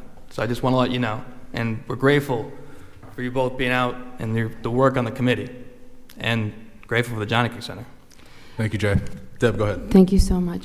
First of all, Kate, I can speak for myself. I didn't know any of that you shared, which I'm going to just stop for 1 second and say, Jim, if there's any other, I think I'm going to go out on a limb for these other 4 people. If there's any sort of bumps in the road with affordable housing projects, we as the council would want to know, because that is not something, I was not aware that you were then filing in Superior Court. And when you start to say that, I say cha-ching, cha-ching. Why we didn't try to figure out some other solution, I don't like that you had to go to court to make a solution. I'm glad that Mike's working with you, but we literally had no idea. I didn't, and I've been on the council for a while, so I apologize that you're going through that. I don't want to make one a bad guy and one a good guy, because that doesn't serve anyone. So I think you're raising important points, and I think they're also doing good work. So I don't know how. I think there's a tweak in the language that needs to take place. I don't know what it is, but no one wants to stop the building of any affordable units. Speak for all of them again, because I think we're all on the same page that we desperately need that, and you are providing that. But we do need to recognize their work. It's sort of like saying, I don't need to mow everybody's lawn, but they're basically mowing everyone's lawn, and they only are required to mow Kingston. So we do either need to give them the scope of the work they're doing, or ask them to pull back and just focus on Kingston. I don't know. I'm fine either way. I would change a little bit of language to make Rory comfortable, but it sounds like they want to do something else, so we'll see where it goes. Mike, go ahead. This is important for all of you to know, because myself, Jim, everyone is very aware of the council's goal on affordable housing, and do not want you to think that something's been out there. This suit was so recently filed. Jim did not know about it until today when I brought it to his attention. Not only that, as soon as our office received the suit, and we're just talking days ago, we immediately reached out to their attorney.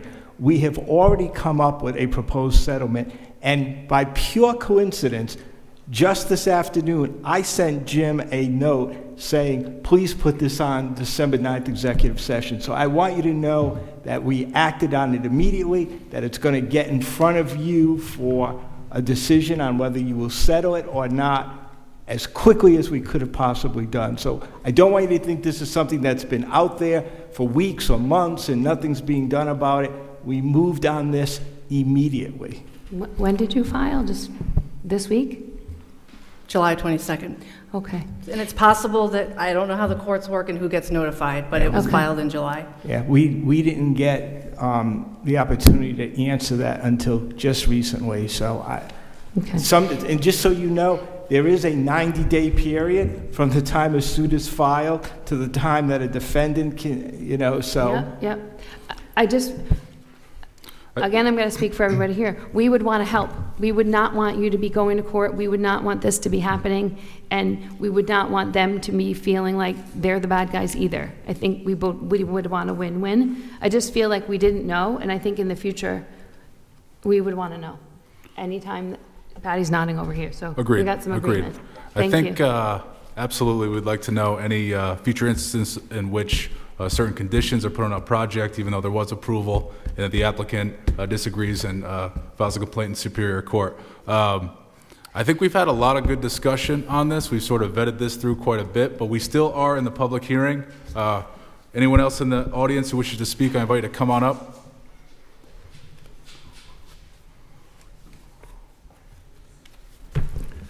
Good evening. My name is Roland Fiore, 571 Main Street. I'm the president of South County Sand and Gravel. I'm on the board of directors of South Kingston Housing Authority, and I oversee the real estate for the Johnny Cake organization. I'm here tonight to speak against adding any more bureaucracy to an already burdensome process of development and building in South Kingston. I've heard many times over that affordable housing is a priority of the South Kingston administration and town council, and serving on these boards, I know firsthand the sense of urgency. Right now, currently in South Kingston, we have 15 homeless children in the school system. I'd like to enlighten the town council on the reality of the situation in South Kingston with several facts. First and foremost, the official percentage of low and modest income housing that counts towards the state's desired goal of 10% has declined over the past several years and is now below 5%. The average house sale price in South Kingston is approximately $550,000, with most listings in the $750,000 range. An income of approximately $190,000 is needed to afford something in the $550,000-$600,000 range. Last year, South Kingston issued only 75 building permits, which is extraordinarily low for one of the largest geographic areas in Rhode Island. 60 were single-family homes, many in age-restricted communities, and the bulk of the other single-family homes were well over $1 million out of the average person's reach. Another very interesting statistic is, according to the National Home Builders Association, Rhode Island is 50th in issuance of building permits in the United States on a per capita basis. I strongly urge the town council and administrative leaders to find a way to streamline the building and development process and not further complicate it. I appreciate your time in listening to me. Thank you. Thank you, Roland. Any questions? I'd be glad to answer them. Any questions for Roland? I just had a question about, you had a bunch of statistics. So last year, and tell me, I'm happy to be wrong, but last year I heard we added 5 affordable units in South Kingston. Do you know if that's true? Do you feel like that's true? Close? I'm going to defer to Megan. She's a liaison on the Affordable Housing Board. I believe that's accurate. I don't know the exact numbers. I think Brian would be able to tell you, but that development behind the police station over there. Yep. That's where the affordable Okay. units are being built in town right now. Right. And so the 4 units on Green Street, we've had a lot of discussion. They are affordable, but they don't count in that 5%, correct? That's correct. Correct? Yes. So when people point out that we can't add units, we would get 80% of what we did last year, but those are not counted because of the way that the financing was directed to go forward, correct? So I want to be pumping out units. I really do. And to me, when we are not putting those 4 in the cap and you're quoting us that we're dropping below 5%, I'm like, ooh, can we add them back in? Well, I don't want to get into the weeds on that because the project hasn't been built, and we're looking at financing to make sure it's feasible. That may happen later on as far as the designation.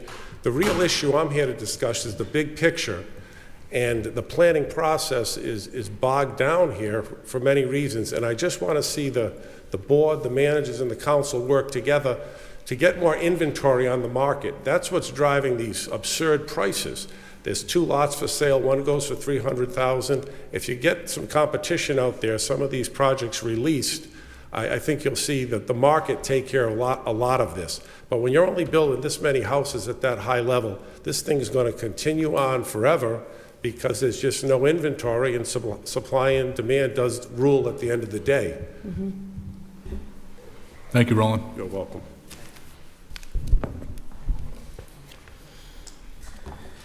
Good evening again. Colin Penny, Executive Director of South County Habitat for Humanity. And I just want to make a comment real quick on the percentage. If you have 10% of de-restricted affordable housing, you probably have about 1/3 of what you need in this community. So that 10% number is a little dicey. I also believe that 3 out of those 4 affordable units were sold for cash. So be careful when you look at affordable housing, who's building it and how it's handled, because it's not equitable across the board. And I would say 4 units that are being rented out to folks most likely below 15% AMI is a much better impact than someone who's able to buy cash for an affordable housing unit. In regards to this change, I firmly believe that if there's a regulatory body, it should stay as a regulatory body. I think when you ask a regulatory body to step outside of that regulation, that advisory and extra things can bleed into that regulatory thing. We have zoning boards and planning boards, and all too often, not just here in Rhode Island and South County, but I've built in 17 states and over 75 municipalities. The more advisory work, the more it tends to bleed in to what they're supposed to be doing in their business. And oftentimes that causes delays, and it prevents developers from even wanting to develop in the community. Before Kate and her team dipped their toes into affordable housing, we were the only affordable housing developer left in Southern Rhode Island. And there's a reason for that, because the bureaucracy that becomes, even if that's not the purview, it becomes a bigger and bigger challenge. And it makes developers such as myself want to go to the town next door where it's easier to build, where we don't get stuck in meeting after meeting. Every time I show up to a planning board meeting or a zoning board meeting with our attorneys, engineers, as we all know, they tend to go till 11:30 at night. It's about $5,000 to $8,000 a meeting. I mean, my lawyer is $490 an hour, including travel time. It adds up. And so when you're adding these additional, bureaucracies, even if that is not the intention, it's what's happening. And we saw that happen with Kate's project. Again, I advise this board to keep the regulatory body as a regulatory body. If there's other work to be done, there are better ways to do it. In a lot of the municipalities, the advice on historic preservation comes from a nonprofit. It's easy to create a nonprofit. I think we have just shy of 7,000 of them here in Rhode Island currently. And they might have access to a lot more funds to be able to do these plaque programs, to be able to help bring experts into the field. And the other thing is, it shields the town from litigation because it's a nonprofit giving this advice and not an organization that's been empowered by the town council. If you do go forward with this, I absolutely agree with Rory on the language. It's very vague because you all are here right now, which is great, and maybe you have an intention for what the town council wants to see done. You don't know who's going to be here in a couple years, and they may have a very different idea, and that opens it up to some alarming possibilities. But again, I think it's a regulatory body that the state has rules and regulations, and particularly when it comes to affordable housing, we have a lot more rules than everybody else, and including with historic, including on what we can spend per unit. As mentioned, these historic preservations and these mills, some of them were costing almost $700,000 a unit to renovate these affordable housing units in these historic mills because of the historic reservations. So yes, It can be done, it has been done, but if we try to regulate that more and more well beyond the Kingston Village, I think that could be troublesome. Again, I love historic preservation. I grew up in a house in Vermont that was built in 1810, had the nice sideways windows, the hand-cut beams, it was beautiful. I've done many renovations on historic buildings personally. I love it, but I think leave the regulatory body as a regulatory body, and if there's an advisory group that wants to do it, I think there's a better way to do that, and again, I think that's creating a 501c3 that I think can do it better and protect the town from litigation. Thank you. Thank you. Go ahead. I just had a question. I don't want to interrupt public comment, though. I think I can wait. Okay, come on up. Hello, my name is Mike Sherry, and I'm with Preserve Rhode Island as well as many other things. And I feel like I'm at a tennis match tonight between affordable housing and historic preservation.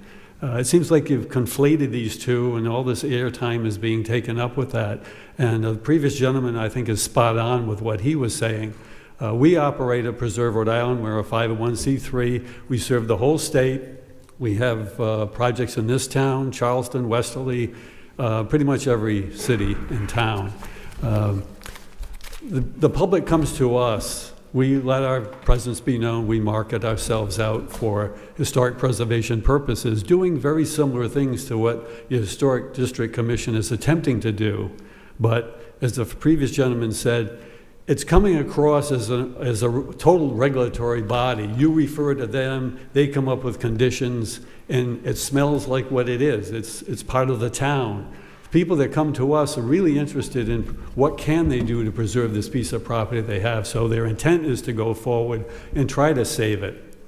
In a lot of your cases, especially affordable housing, they want to convert it, they want to make it useful in the present in that particular mission. So the tight connection between your job and your historic commission is really putting people in a defensive posture, as Roberta had mentioned. So what I would suggest, as the previous guy did, look at it more from hand it off to the 501c3, because that's what we're here for across the statewide province. And that would get away from, as the previous guy mentioned, the litigation that you're in now, because that commission, the historic district, is bringing those things forward and antagonizing the private property owner's rights.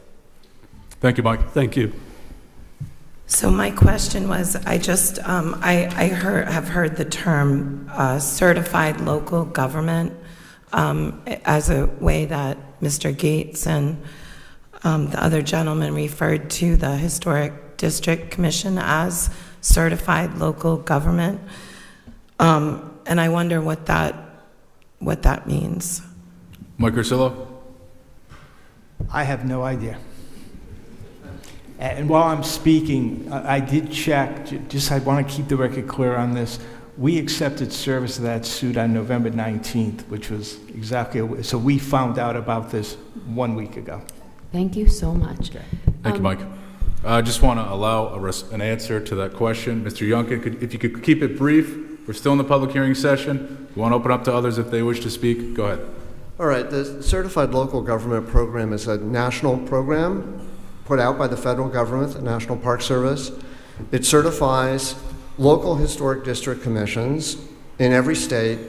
Every town that has one can apply to become a local government implementing their standards and guidelines and their policy on historic preservation.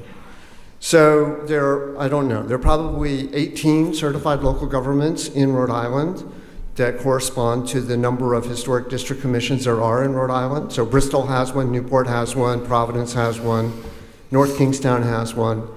And it's how we actually have the way we do our business is in conformity with what their requirements are. It's like a national clearinghouse for what we do and how we do it.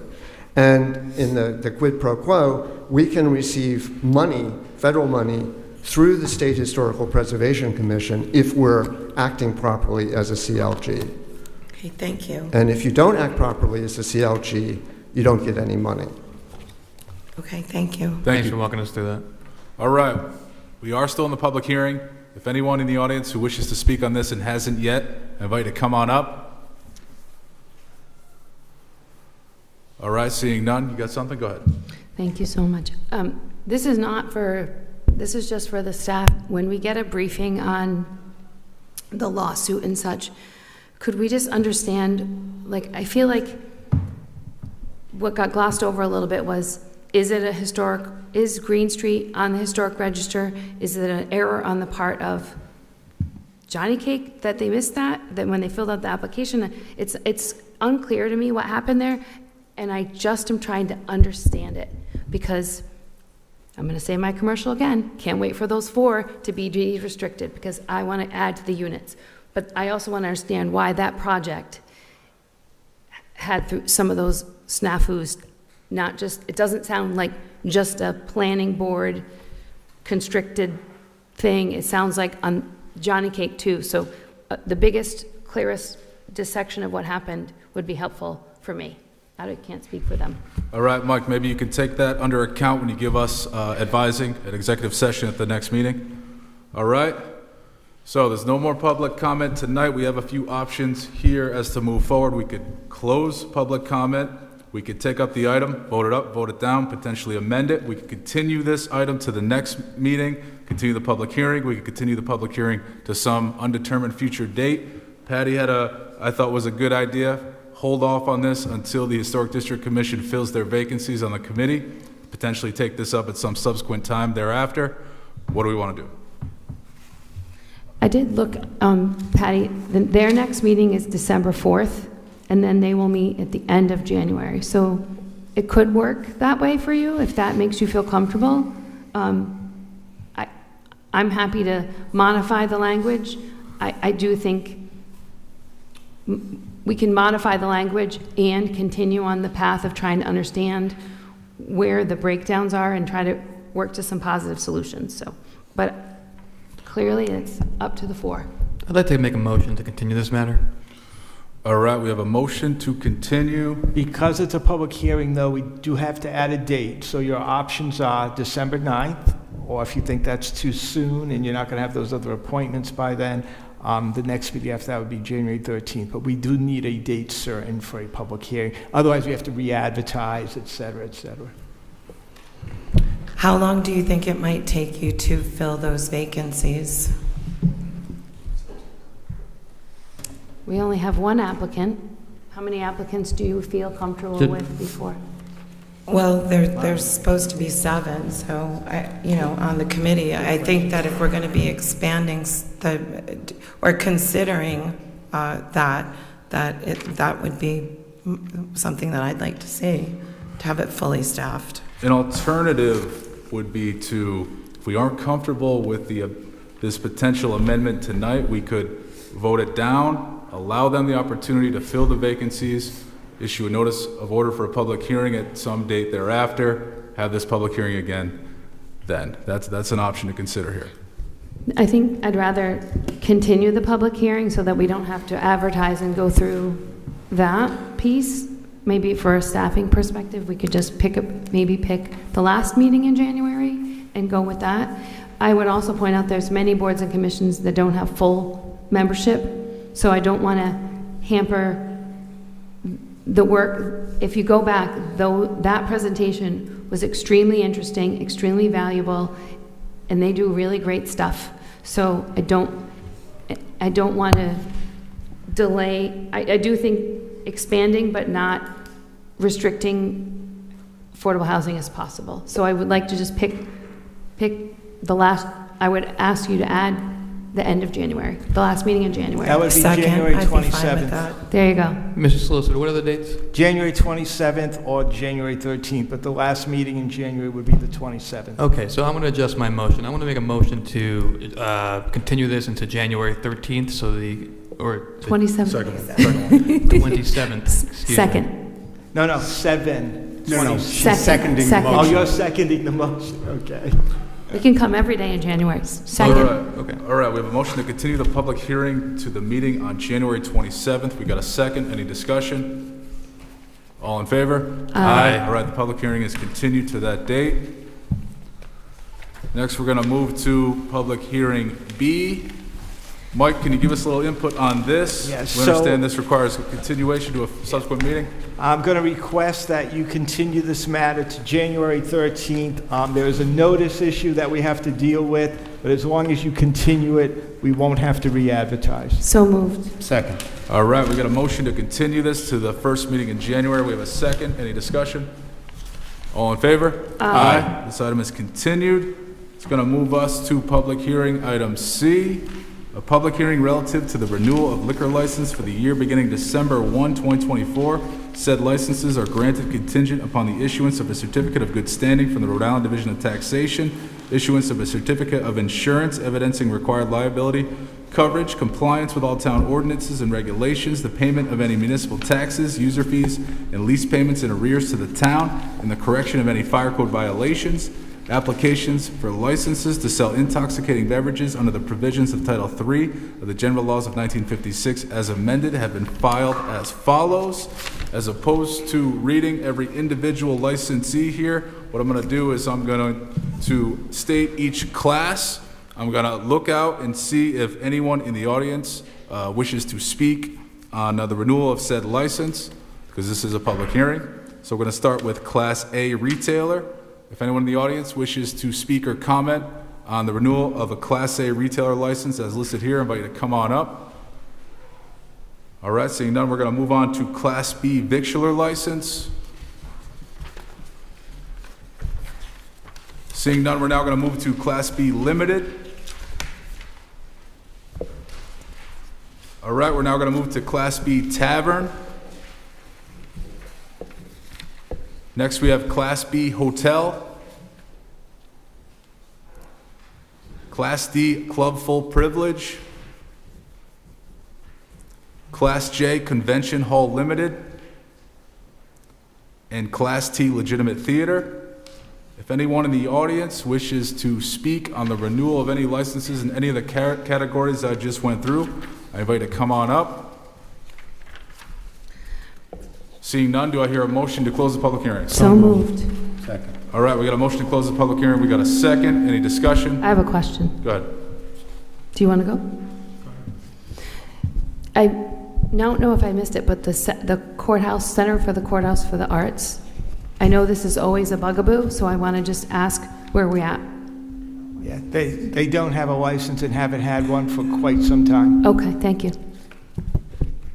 Any other discussion? Mike? Just a question for Jim or maybe the chief. In terms of the council doing due diligence, are there any issues with respect to any of these retailers? I checked with the chief as recently as today, and there are no issues with any of the license holders. Thank you. In further explanation, as you know from a memo that you received and that was posted, some of the license holders still need some administrative approvals. However, if you approve this as written, public hearing item C, it has the language in there that states the clerk cannot issue the license until those last-minute approvals come in. All right, so we do have a motion to close the public hearing. We have a second. Any further discussion? All in favor? Aye. All right, the public hearing is now closed. Motion to approve item 6C. Before we do so, Mike, do we have to take up new business item 7A, affirming the number of outstanding licenses? And that's the status quo, right? Yes. Yes, so good point. Before you vote on them, you should vote to approve 7A so the licenses are available to give out. So moved. Second. All right, we got a motion and a second on item 7A. Any discussion? Yes. Go ahead. We have the current number of licenses. Has there been any thought of expanding or taking away any of the licenses just internally that we would know about? Or we just want to stay status quo? So usually, Mike, can you I just want explain to ask the the solicitor. Thank typical process by which? Yeah, so Go ahead. in every municipality, including South Kingstown, you always want to make sure the number of licenses exactly equal the number of license holders. The reason being that gives you control in the future. If someone comes to you for a license, you have the legal ability to say, sorry, we don't have any new ones if you decide not to create it. On the other hand, if you have more licenses and they meet all of your requirements, you no longer have the ability to say no. It's a Supreme Court decision, so that's why every community makes the two exactly equal. If someone needs a license at some future point, they come to you, you decide on the merits whether or not to create a new license and to grant it. Make Great. sense? Oh, it does, and I appreciate you walking me through that. I was aware of it, but has anyone contacted the town management in order to advocate for the expansion? Just out of curiosity. When that happens, from time to time, Immediately new will come restaurant opens, it will come to you. Immediately, thank you. I was going to say, we've had a couple of instances in the last term of the council where somebody comes in for a license, but also asks us to increase the number. So it's two separate but related considerations. Thank you. All right, any other discussion? All right, all in favor of item 7A? Aye. Aye. Anyone opposed? All right, that passes. Now we're going to move back to item 6C. I did move to, we both did it, and then we went to 7. So you want me to motion to approve 6C again? Yeah. Go ahead, Mike. Motion to approve Second. item 6C. Yeah, second. All right, we got a motion and a second. Any discussion? All in favor? Aye. All right, that passes. That's now going to move us to new business, item 7B. Craig Stanley, come on up.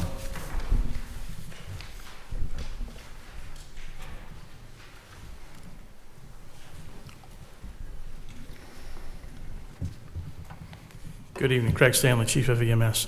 Before we have a recommendation reward to purchase a new stretcher, this stretcher is for the new ambulance that's scheduled to be delivered in 2025. This was used out of American Rescue Act plan money instead of CIP, like the other equipment that we purchased a couple months ago. And the reason we're purchasing this now is because I anticipate a price increase after the first of the year, so we're trying to capitalize on the current pricing now. All right. Thank you, Chief Stanley. Any questions? Motion to approve item 7B. Second. All right, we got a motion and a second. Any discussion? All in favor? Aye. Aye. All right. It's going to move us now to item C. Terry Murphy, come on up. Good evening. This is a recommendation to award a contract for replacement of a section of wooden fence along Riverwalk Park and also refurbishment of the steel fencing along Riverwalk Park. That is, funding is available through the ARPA authorizations, and we are recommending an award of bid in the amount of $88,885 to repair and replace this fence. All right, thank you, Terry. Motion to approve item 7C. Second. All right, we have a motion and a second. Any discussion? All in favor? Aye. All right, that passes. Thank you, Terry. Wendy, come on up.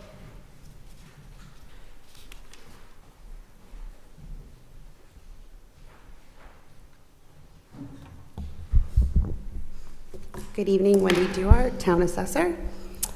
Before you is item 7D, a recommendation of award in an effort to become more efficient. Our department's in the process of moving to a digital format for our records.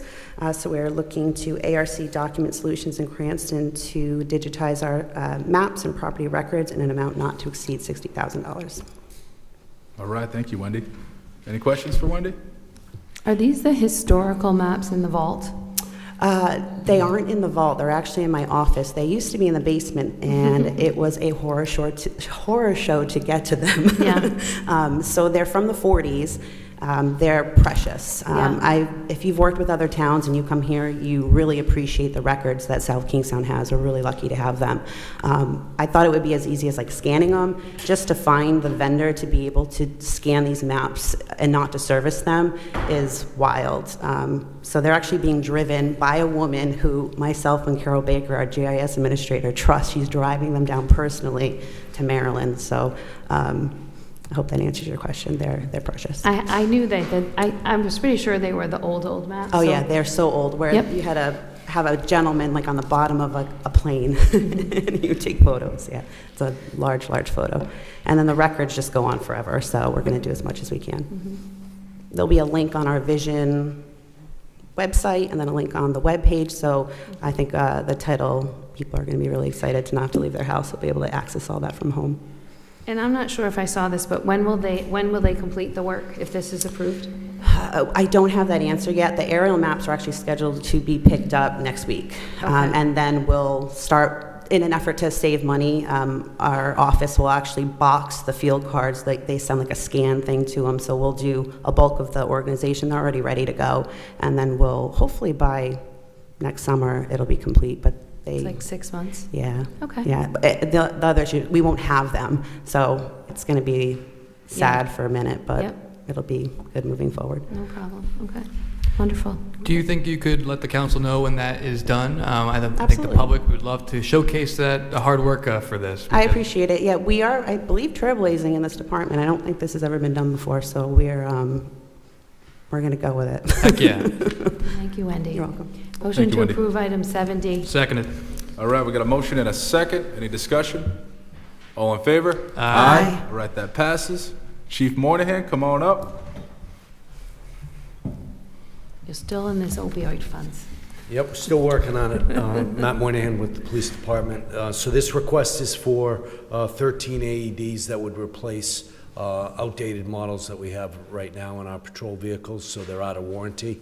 So this is a Sourcewell contract, and we would look to use the opiate settlement funding to pay for the purchase, pay for the devices. All right, thank you, Chief. Any questions for Chief? So the AED devices are expired. Just a question. I know EpiPens can be used, you know, they want you, they don't care, they want you to keep them. Correct. So what happens to the expired AED? We trade them in, and Okay. there will be a trade-in value Okay. towards them. We just don't know what that will be at this time. Okay. And so you'll basically replenish, Yes. that money will go back to the opioid fund? Or will it go back to a different? We'll have to see what that amount's going to be and then where it would go. Okay. Is there a standard, like, amount that goes one place, like if amount exceeds goes here, or? I'm not sure on that. I mean, we'd have to look at it if we're spending the money from the opiate fund and then we get a rebate, but this amount may be adjusted based on what the rebate is for the traded-in units. Chief, these AEDs are going to be replacing the outdated ones, so they're going to be in town buildings, they're going to be in the No, trunks? These are in the patrol vehicles. In the patrol So vehicles, Each yep. of our vehicles are equipped with the AEDs. So these that we're looking to replace are outdated where they're out of warranty. So we just want to make sure we have the most up-to-date devices so that when they are, when an officer does go to it to use it, it's working properly. Absolutely. It's a really important part of being a first responder. So to follow back up, I see Brian's still here. So if we there's $20,000 worth of devices, say we get $2,000 or $3,000 back, maybe that's optimistic. Where does that money go, and how does it go back to the opioid? Does it go back to the undesignated? Where would you put that? I'll answer that. Okay, thank you. We're going to get a credit towards the new ones. There you go. Yeah. Thank you, Jim. That's how it goes. That's how it goes? And you could never use any emergency equipment that's out of date. I know. Liability would be astronomical to the town. There's not enough zeros on the end of the number. Correct. But So if the batteries go and it's out of date, whether it's body armor, AEDs, any vehicles, they go, we buy new stuff. Absolutely. Thank you. You're welcome. So can we review the location of the AED in this building, which I believe is down on the first floor? Is that correct? Where is it in this building? Do you know, Jim? I think it's downstairs. Mark Russo's Yeah, pointing so somewhere. Craig Stanley's the one that's been handling that. We've been replacing the ones at Town Hall. Craig, the one we have here is, there was one upstairs. Is it still upstairs or downstairs now? Yeah, there's two. Okay, so everybody should be aware that there are two here in Town Hall. They're super important. And as just a regular person, I recently redid my certification. And one of the things that the instructor really impressed upon us in the class was that there's no personal liability if you use an AED to try to save somebody's life. So I don't want, I want people to feel empowered to use it if needed. That's all, just as a regular person, not speaking as a first responder. All right. Motion to approve item 7E. Seconded. All right, we got a motion and a second. Any discussion? All in favor? Aye. All right, that passes. Thank you, Chief. Thank you. Rich Bourbonnais?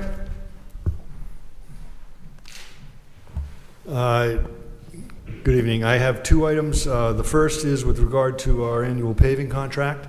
We put it out to bid about a month ago. We received, I believe it was six bids. J.H. Lynch was the lowest. The roads that we're planning to pave this year, James Trail, Robinson Street, Salt Pond Road, and a small section of Woodruff from Robinson to Main Street. J.H. Lynch's price was came in at $829,918 with and 20 cents. 600 of that's from ARPA funding.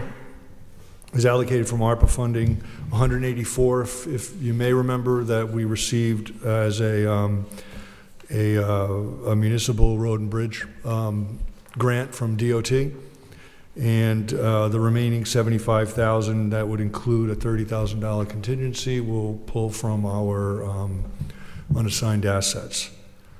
So, I'm requesting the award of bid to J.H. Lynch. All right, thank you, Rich. Any questions? I'm just looking at your memo, and we had a number of advocacy touch points from Lori Horton. Is this addressing some of her concerns? No, but the next one is. The next item. Okay, oh, sorry, I'm looking at the wrong memo. Sorry, yay. Motion Okay. to approve 7F.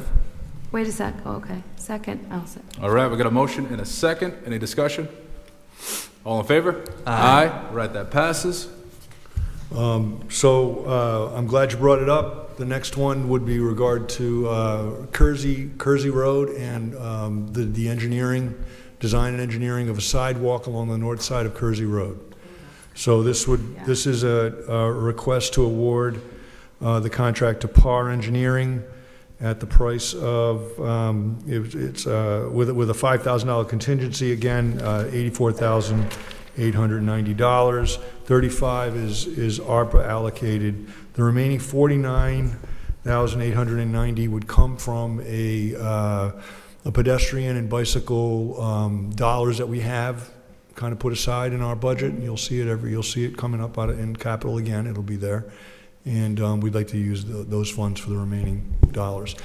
Now, so this addresses what Ms. Horton had brought up. In fact, I talked with her yesterday. She called, asked what's going on, and I explained that where it was at, and I explained, we're hoping perhaps this design happens. There is some permitting required.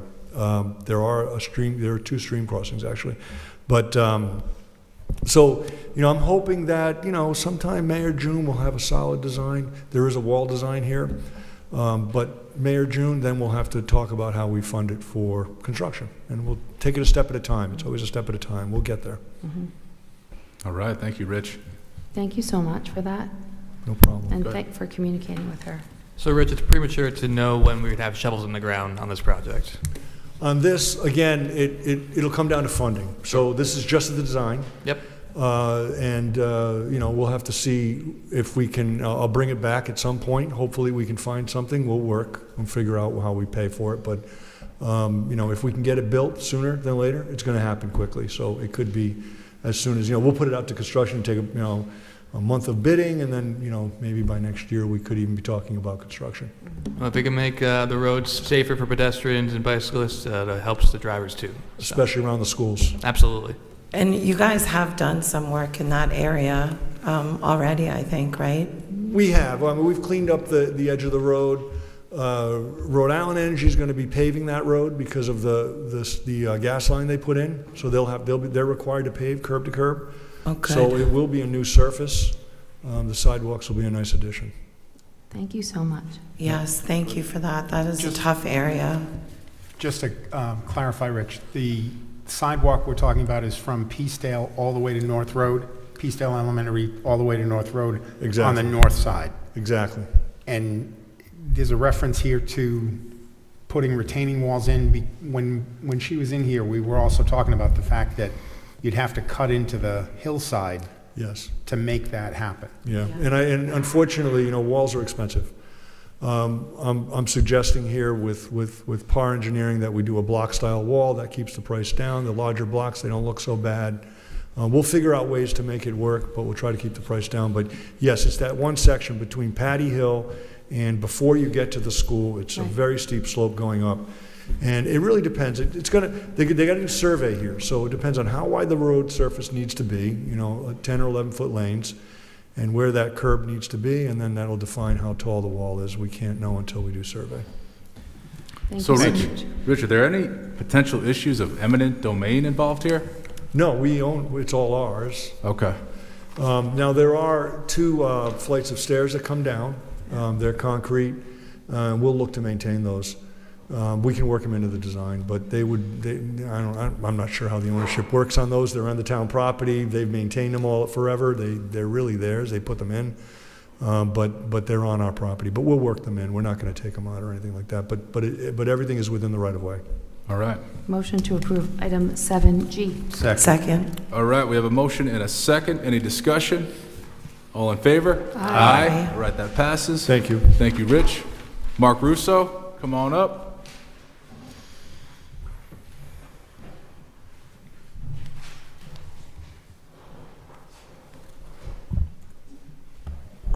Good evening. These 3 resolutions are being funded by ARPA money, except for the roof at the town beach on the pavilion. That's being handled by the town beach capital improvement reserve. So the first one is a resolution authorizing an award of bid to A&M Sheet Metal and Roofing of Riverside, Rhode Island for the asphalt shingle roof replacements at Town Hall Annex right out here, Tuckertown Park Restroom Building, and the South Kingstown Town Beach, as specified in an amount not to exceed $79,805, including a contingency. All right, thank you, Mark. We can move through each one, take Sure. all 3 in one block here. Okay. So the next one would be a resolution authorizing A&M sheet metal and roofing, again, for the flat roof replacements at Town Hall and at the Public Safety Complex, in an amount not to exceed $340,985, including a contingency with that one as well. And then finally, a resolution authorizing Martone Service Company Incorporated of Narragansett for the exterior painting of the Kingston Free Library and the Senior Center in an amount not to exceed $222,163. That includes a contingency. I think it's important to note that the Kingston Free Library will be 250 years old next year, so we're trying to, get this building up to par, because we'll be having some celebrations up there as we move along through the year. So it's perfect timing for this. Excellent. Any questions for Mark? Yeah. Any of these? Go ahead. Yep. So we'll go in reverse order. So Martone is going to paint the Kingston Library and the Senior Center for $222,000 with Yes. a contingency. I guess I think like what a home would cost to paint and then multiply it out, it just seems a ridiculously large number. Can you just walk me through the process of that? Sure. So with the painting for Martone was $159,000 for the Kingston Free Library, which is it's a 2-story building with a mansard roof. It goes 65 feet in the air with the clock tower, the bell tower. There is some rotted wood in the eaves that has to be replaced. It's an older building, which is, it has leaks and it falls apart, and we have to repair it. So last time this was done was 10 years ago, and it's held up pretty well, except for the front area, which is not insulated. It's the bell tower itself. So that it needs a lot of work. So that's where the 159 comes in. And the Senior Center, that came in well below our estimates. What's that, 43,970. So that's painting, the trim, and redoing the siding as well. Right. Yeah, I know Martone does beautiful work. It just seems like, in contrast to like a home. I just wanted you to lay it all out. Seems like a lot for the library. Yeah, well, if you look at the Kingston Library, I mean, you have a lot of the cornice up, a lot of bracketing. Okay. There's a lot of cutting in, and there's 3 different color paints there, so. Oh, okay. Yeah, Thank you. you're welcome. And then with the roofs? Before you move to the next one, you got a question on Jay? These went out to bid? They did. How many bids came back? 5. 5? This was the lowest bid? This was not the lowest bid. The lowest bid was from Construction Junction from North Smithfield, but they did not submit a bid bond when they submitted their bid. And we checked with the solicitor's office, and we could not accept their bid because they didn't follow the bidding rules as everybody else did. So we went with the next lowest. So Martone was the lowest qualified bid. Qualified, exactly. It was the lowest qualified bid? Exactly, yes. Thank you. You're welcome. By, 24,000-ish. So, fine. Happy to support a business in the area. So the roofing, are we done with that? Yeah, go ahead. Is it okay?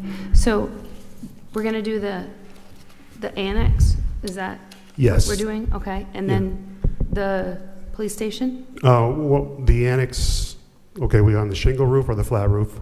What did you say? The shingle roofs or the flat roofs? The flats. Okay, so yes, it's actually the flat roof that's over the building inspector and the tax assessor's office. Okay. And then, yes, the police station as well. Okay. Is that an old roof? The police station?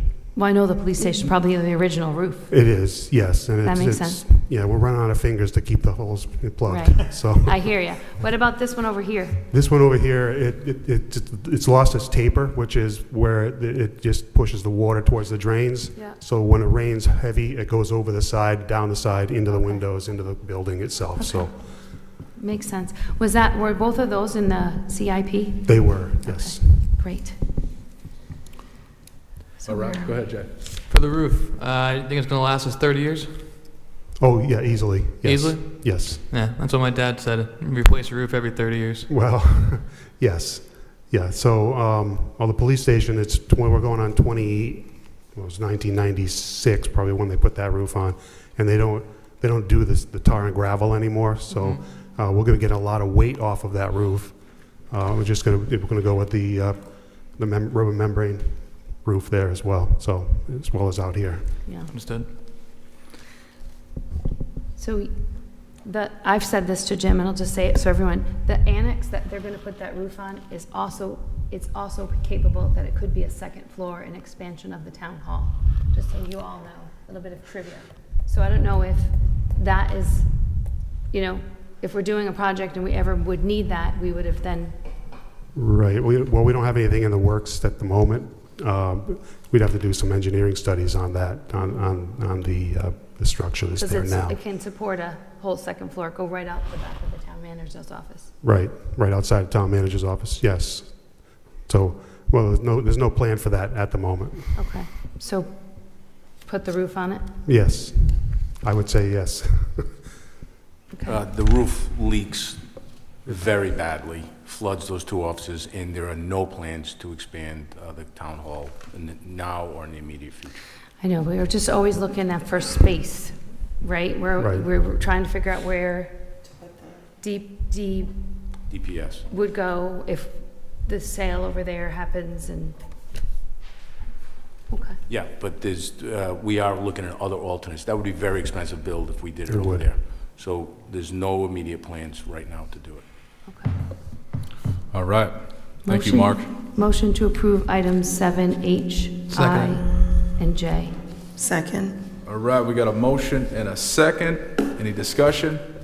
All in favor? Aye. All right, that passes. Thank you, Mark. Thank you, happy Thanksgiving. Happy Happy Thanksgiving. Thanksgiving. All right, Luke Murray, come on up.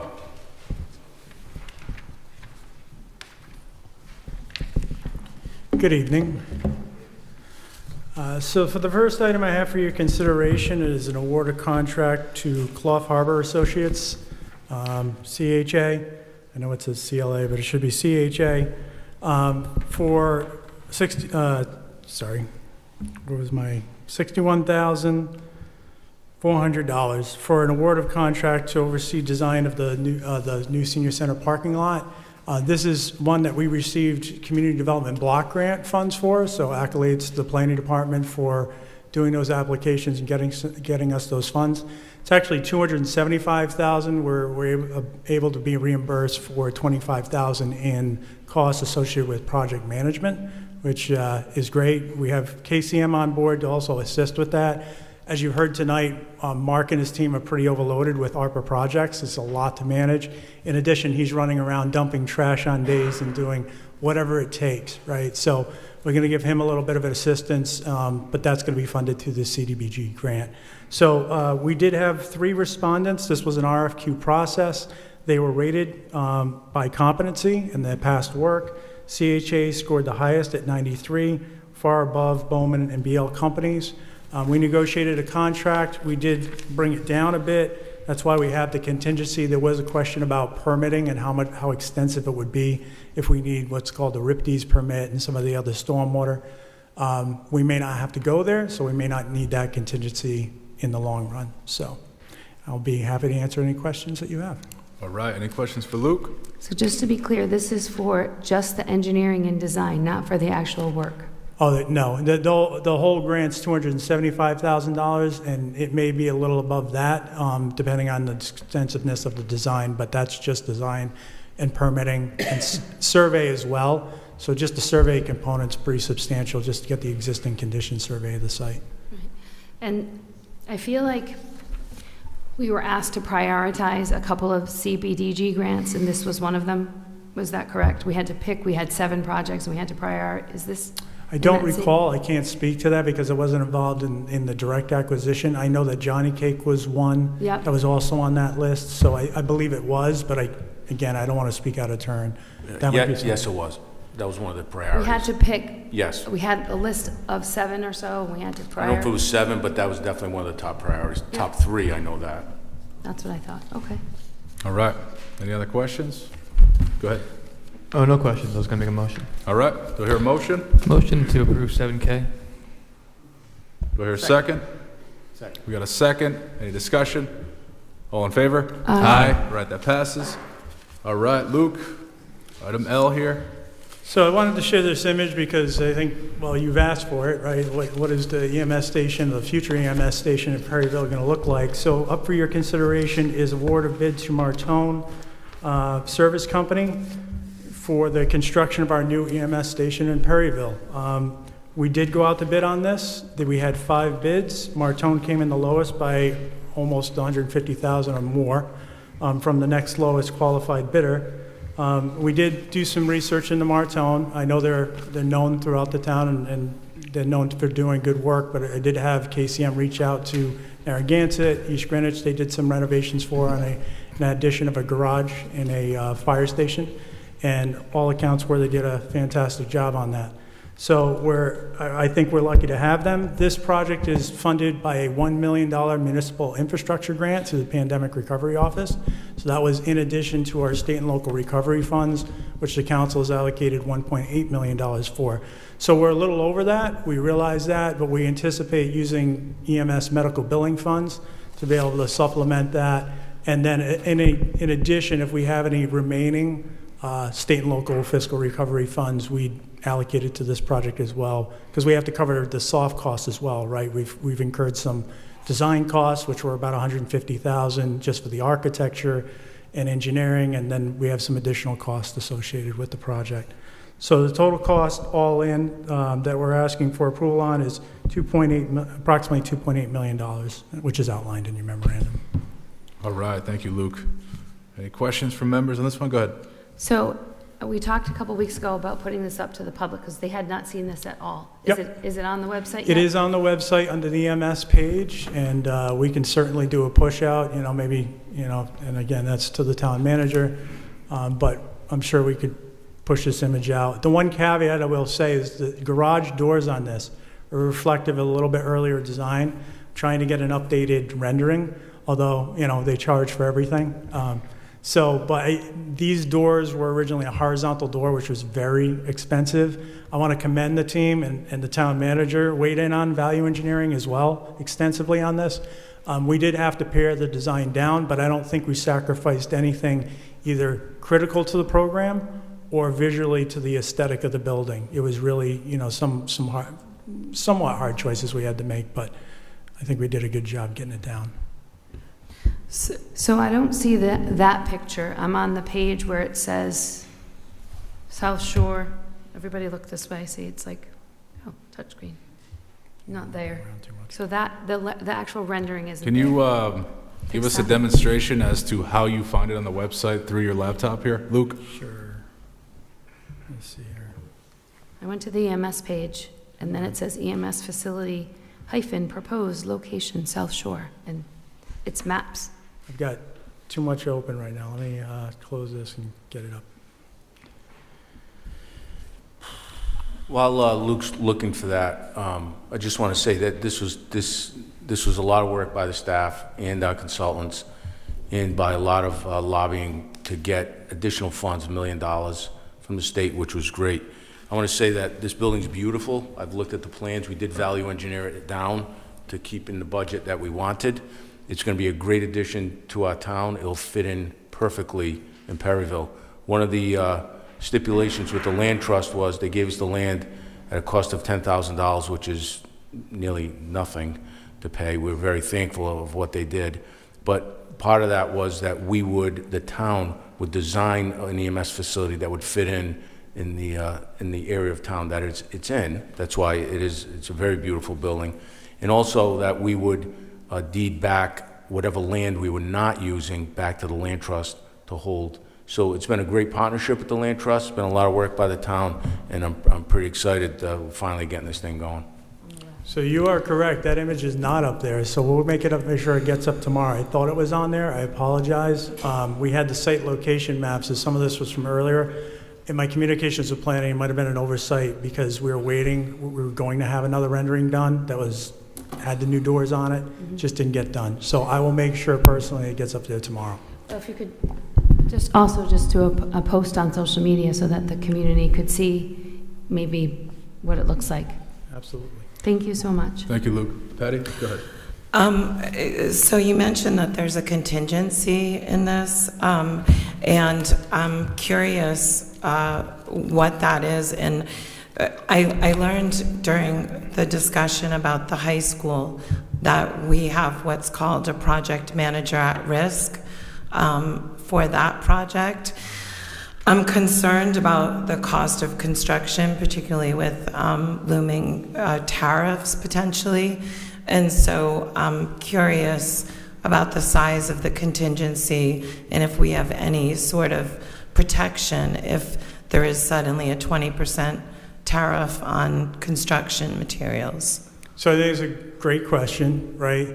The first question was how much? We have I have it right here in $80,000 contingency, right? And I held that even though this is what is called a design bid build project, right? So this is a traditional project, not related to the high school, right? High school's construction manager at risk.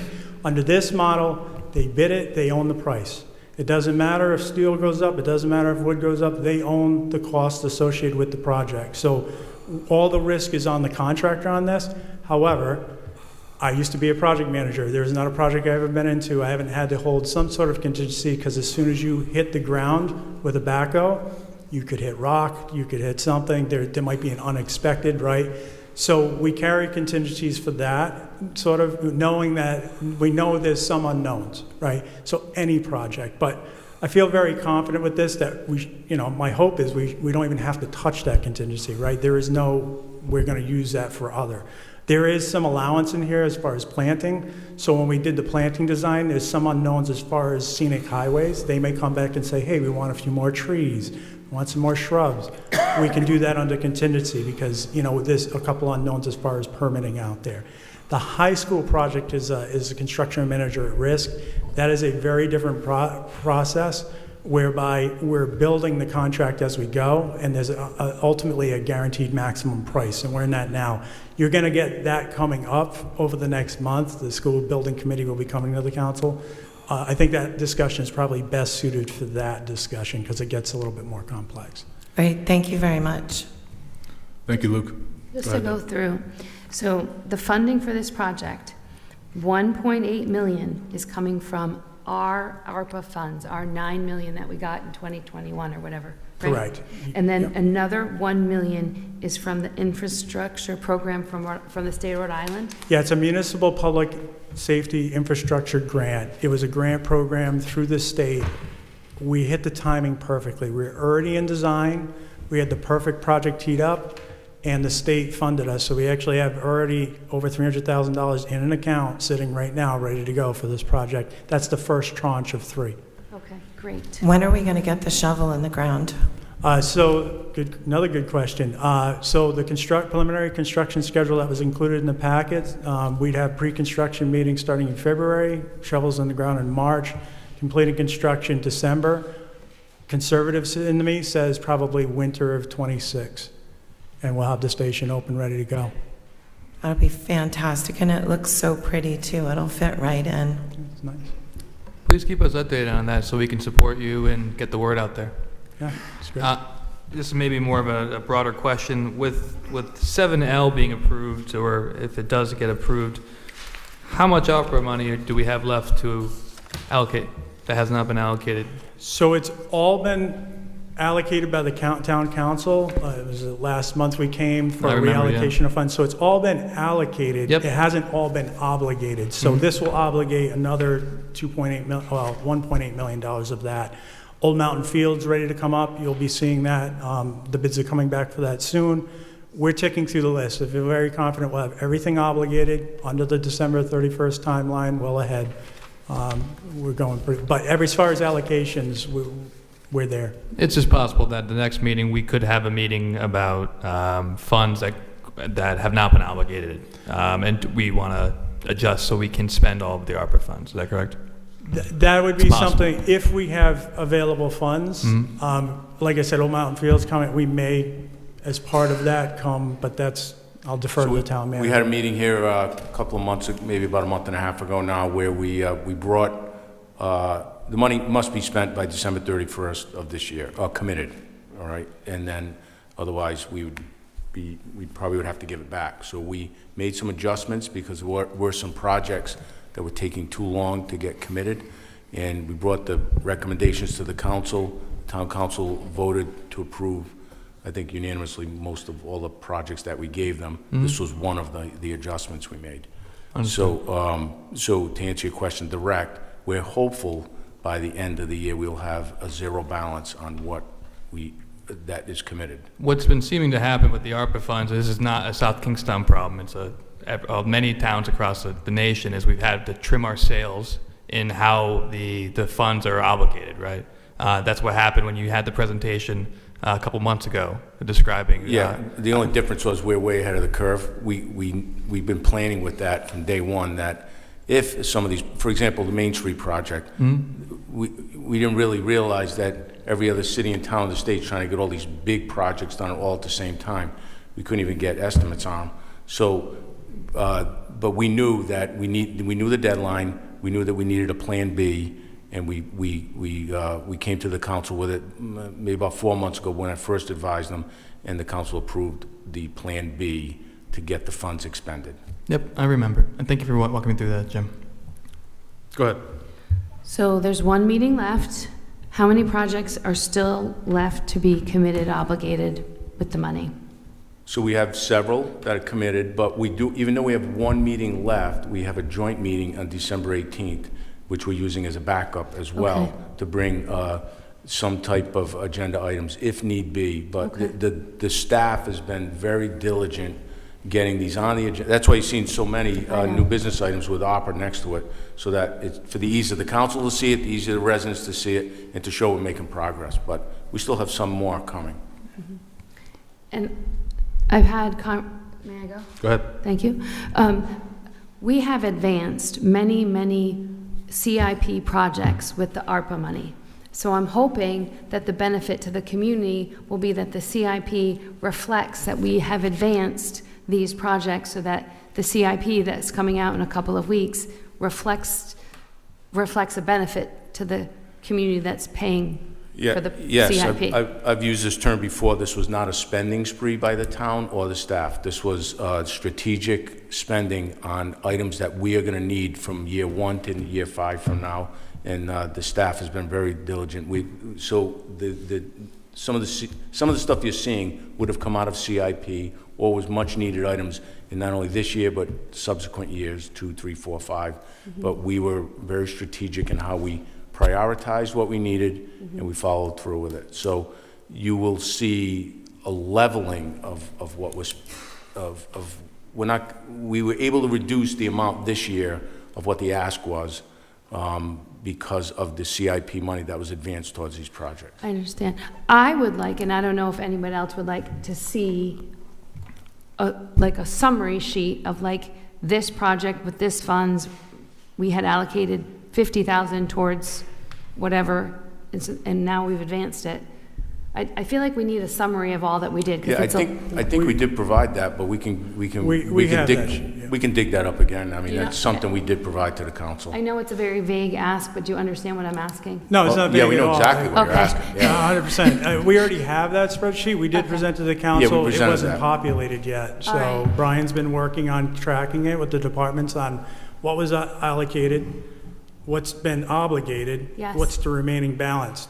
The reason I keep bringing OMF up, we're probably 90% expended with exception of OMF. And there's volatility in that. If it Right. comes over, we may have to put more money towards any remaining funds towards that project. So that's the one we're eyeballing to see where it lands. Because that is, in essence, all total, that's well in excess of a $4 to $5 million project or more, right? As far as a total project, we're only looking to first phase. Okay, so just to follow up to that, so the ARPA, I'm just picking something, okay? So the fencing, the premier fencing we did for Terriot, the Riverwalk, right? We said not to exceed 88,000. Are we gonna be able to see, like, we obligated 25,000, the whole project was 88, so we only took the difference from ARPA? Is that that's what I'm asking for? Yeah, a lot of these projects, we can do that. For most of them, yes. Yeah. Most, yes. Right, because some of them are, Some are things that are needed badly by the town that we're advancing because we have the Correct. funds. But most, yes. So- we will be able to show every dollar, where it went, why it went. And like I said, we gave the council one of those sheets that you were asking for, I think it was 6-8 weeks ago, and we'll give you an updated one. I got a follow-up question on this. thank you so much. Next meeting? Or do I need, can it be the next meeting, or? It'll be before the end of the year, for sure. There you go. Thank you so much. So to sort of follow up on that, at what point will the administration sort of have some certainty as to what amounts remain to be unobligated? Now, there are certain instances from our ARPA allocation approval, end of September, early October, where we approved a spending plan. For example, one of those components was a 1.25 toward facade improvement. But we know based on the total amount of grant applications, that didn't reach that amount. So that leaves an excess amount there that is unutilized. But there also be other instances of unutilized funds. For example, you could allocate $100,000 towards some sort of service that we seek, but the bids come in at 95. That leaves 5,000 in excess. At what point are we going to have certainty as to how much is there in excess, uncommitted, and then sometime thereafter the council has to act to commit it by December 31? I know the bid opening for Old Mountain was extended. I don't know if you know the date. I think it was December 5th. That's we're going to know a lot by then how Old Mountain comes. That's really the last big item for opera funds, and that's we have gone under budget on some of the opera funds. So there is what the allocation was. Some of them have gone under. Some have gone over. Some have gone under.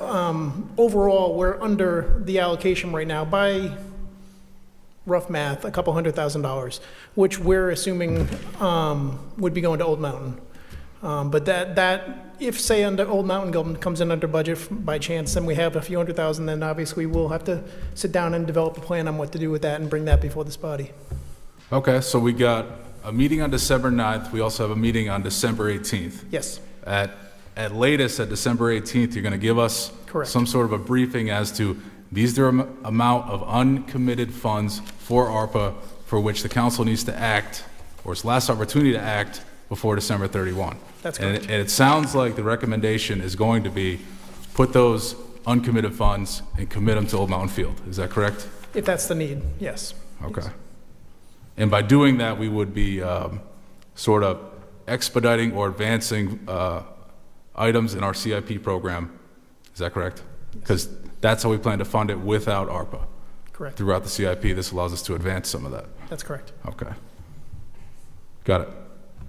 Any other questions from council members? Go ahead. Mike, should we have, as part of this Plan B, if there are funds left on the table, if the alternative is to leave funds on the table, for the council to authorize some reallocation administratively come December 18th? Yeah, I think there's a program where you can obligate them to various departments, right?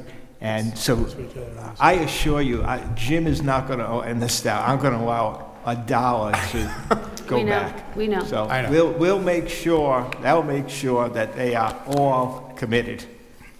Or you will vote to make sure they're all committed. And believe me, every town's doing this, not just you. We should also congratulate the staff and thank all of you for what feels like a marathon of coming up with this Plan B. It's a benefit to the taxpayers. Can I take one moment on that, actually? A woman in my office, Julie Mason, is our procurement administrator that has done a great job overseeing all of these projects. So I did have to mention her by name now that you gave me an opportunity. Thank you. All right. Thank you, Brian. Thank you, Brian. Thank you, Luke. Any other questions on this one? No. Motion to approve item 7L. Seconded. All right, we got a motion and a second. Any discussion? All in favor? Aye. All right, that passes. It's now going to bring us back to public comment. Anyone in the audience who hasn't spoken already and wishes to speak on any matter, I invite you to come on up. We just ask that you introduce yourself, and we're going to limit you to 5 minutes.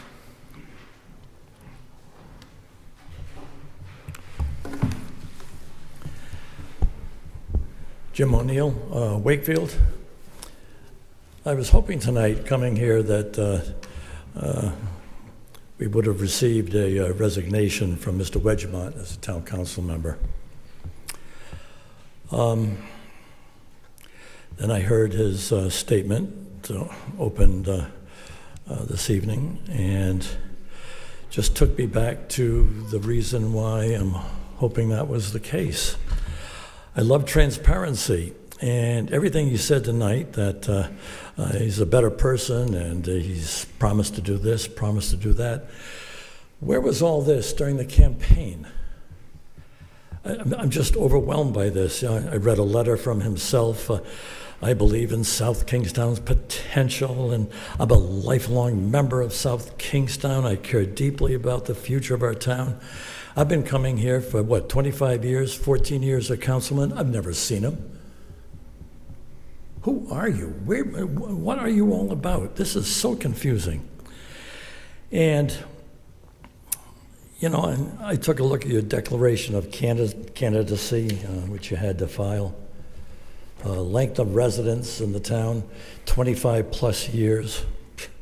So I guess you were a resident here while you're voting member in Narragansett and vice versa. Very confusing. On May 7th, when we passed the bond issue, you became a voter in South Kingstown, and I guess it almost looks like you became a resident or a homeowner at Shadow Farm. Just baffling. You want to know who's running for office. You had a strong Democratic team, and you kind of hid amongst them. And with a strong Democratic-leaning town that we're in, you were easy to get the election favorable votes that put you in. But most disturbing, and I'm not good on the internet, I don't follow a lot of this stuff, and I'm not going to go into the details of the difficulty you've had. But it looked like you had 3 different jobs with the state and city. It looked like you worked for the legislature for about 3-4 years, DEM for a couple of years, recently the Providence School Department. Yow, how does somebody get all that work? That without having some political connections. And then I take a look, finally, when I had learned about some of the DUI, your last attorney, who was a great attorney, great athlete, former Speaker of the House, John Harwood. I'm trying to put this all together, and you are one powerful human being in the political world. I'd love to know who your sugar daddy is. I think the whole town would love to know. But this is incredible. And only by the grace of God, you haven't harmed yourself or others in this community or the greater community of Southern Rhode Island. But I'm just terribly upset with what I saw last night, your ego and deception during the campaign. This town is very forgiving. You could have laid it all out for us when you became a citizen in this, voting citizen in this town back in May, but you didn't. You waited till after the election, took the strength of the Democratic team, and now patting yourself on the back. It's poisonous to our community, and I'm sorry you're sitting up there. Thank you. All right. Anyone else in the audience wish to speak? I invite you to just come on up.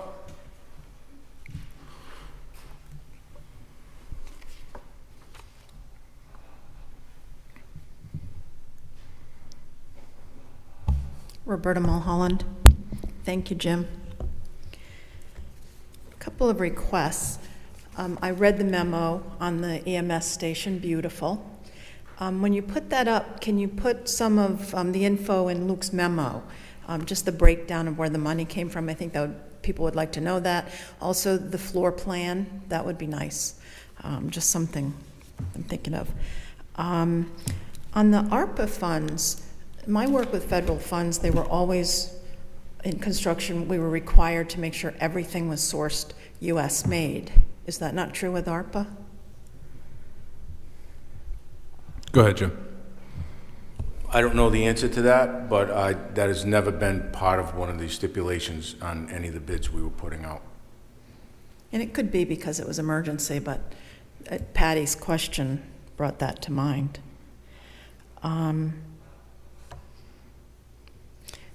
And another request. When people are at the podium here, the camera is always here, and we don't see any of you. And what I'd like to suggest is that we have the camera on the table at all times, because it's a public meeting, and when we're at home and on the video replay, we cannot see the town council. We cannot see our elected officials. We can't see if you're there, if you got up and left, if you're talking. I think that's a reasonable thing for in a public meeting. And Mr. Wedgermont suggested to me that we could do an inset, excuse me, of the public. So we could have big town council table, little public podium person. I think that would also help with people's feelings of intimidation coming up to this podium. Most people have a fear of public speaking, and they are intimidated by it. And I've heard from people who are intimidated and would like to speak, but now that it's on camera, they're not going to. I think it would be more welcoming to the public, and I hope that you would consider it. I hope it doesn't make it harder for the person in the back, but I think somebody could figure out how to do that. So, thank you. Thank you. May I ask a question, Roberta? Because I don't typically, because I live through the meeting, I don't really watch it again. So you're telling me that when someone's at the podium speaking, it's on them. And so when we had this huge back and forth with Kate Brewster and all these people came through, and it's. I don't know. Okay. I don't watch while I'm here. Yeah. I get to see everybody. But there have been a couple of meetings where 30 minutes, it's just here. We can hear you speaking, but it's here. Right. So it just would be helpful. I mean, I've been in this chamber when people are speaking here and you all are speaking amongst yourselves. I think the public should see that. Or when a member of the public comes up to speak and somebody gets up and leaves the table and leaves the room. I think the people should see that, because that's what you're here for us. So if That's just my thoughts. Thank you. I'm just looking for some clarification on what you mean by so are you suggest a person at the podium? So what would make it easier and less intimidating? I want to make sure that I understand what you're saying, like, and what you suggest, like an insert. Are you talking about like a split screen on the? I have an answer. Okay. Yeah, and I just need to interrupt. Let's just add this to the agenda since Motion to add this to the agenda. Second. All right, we got a motion and a second to add discussion related to making members of the public feel more comfortable at the podium. Is anyone opposed? All right, so that's added. We can discuss it. Go ahead. So I just spoke to Jess Spence in the back of the room, who's usually here running the camera system. And so Roberta is correct. When there's just someone at the podium, many times the camera's on that person, and then it'll pan back to the council to see their response. But when there's back and forth, there's a chamber button that she presses, where the camera comes from there and lights up the whole chamber, so you can see the person at the back of the person at the podium, and you can see the council reacting to the question. So there's 3 settings. They're used each night in different forms. And I appreciate what you said, Deb. I also do not go back and watch the meetings. And so just from our perspective here at where we're sitting, we're not looking at each other, so we don't know what other people's expressions are. And sometimes that can, I'm just saying that there's a lot of challenges with it on both sides. Well, I think that what Mr. Wedgemont mentioned, and what I've looked at other towns and other boards, and I've seen this, it's when you're here, why does it have to be on the person? Why can't it be on you and a little inset of the person? An inset, like a little picture Screen at the in the bottom. screen. Yeah, yeah. Is that possible? She's saying no. That's a Lori question. Okay. So I think it's reasonable to ask that the focus be on the council. I think behaviors are concerning and upsetting, so I would like the community to see what it feels like sometimes, so sure. Yeah, I mean, it's not a gotcha, but sometimes people should see what's going on up there when a person is at this podium. Is it possible that the town could look into that and get back to the town council on possibly changing that?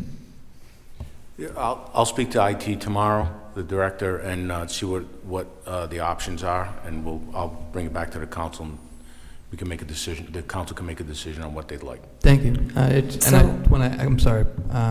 I just want to say you're right. It is difficult to come and speak in public on either side of the desk, and I wanted to thank you for bringing that up to me at the school building committee the other day we were at. So thank you, Roberta. I would also just like to note that sometimes we do need to get up and use the restroom. It's not always a reflection of what's happening, because we're here for a long time, and from like 7 to 10, sometimes you gotta go. So, okay. All right. Anyone else in the audience wish to speak?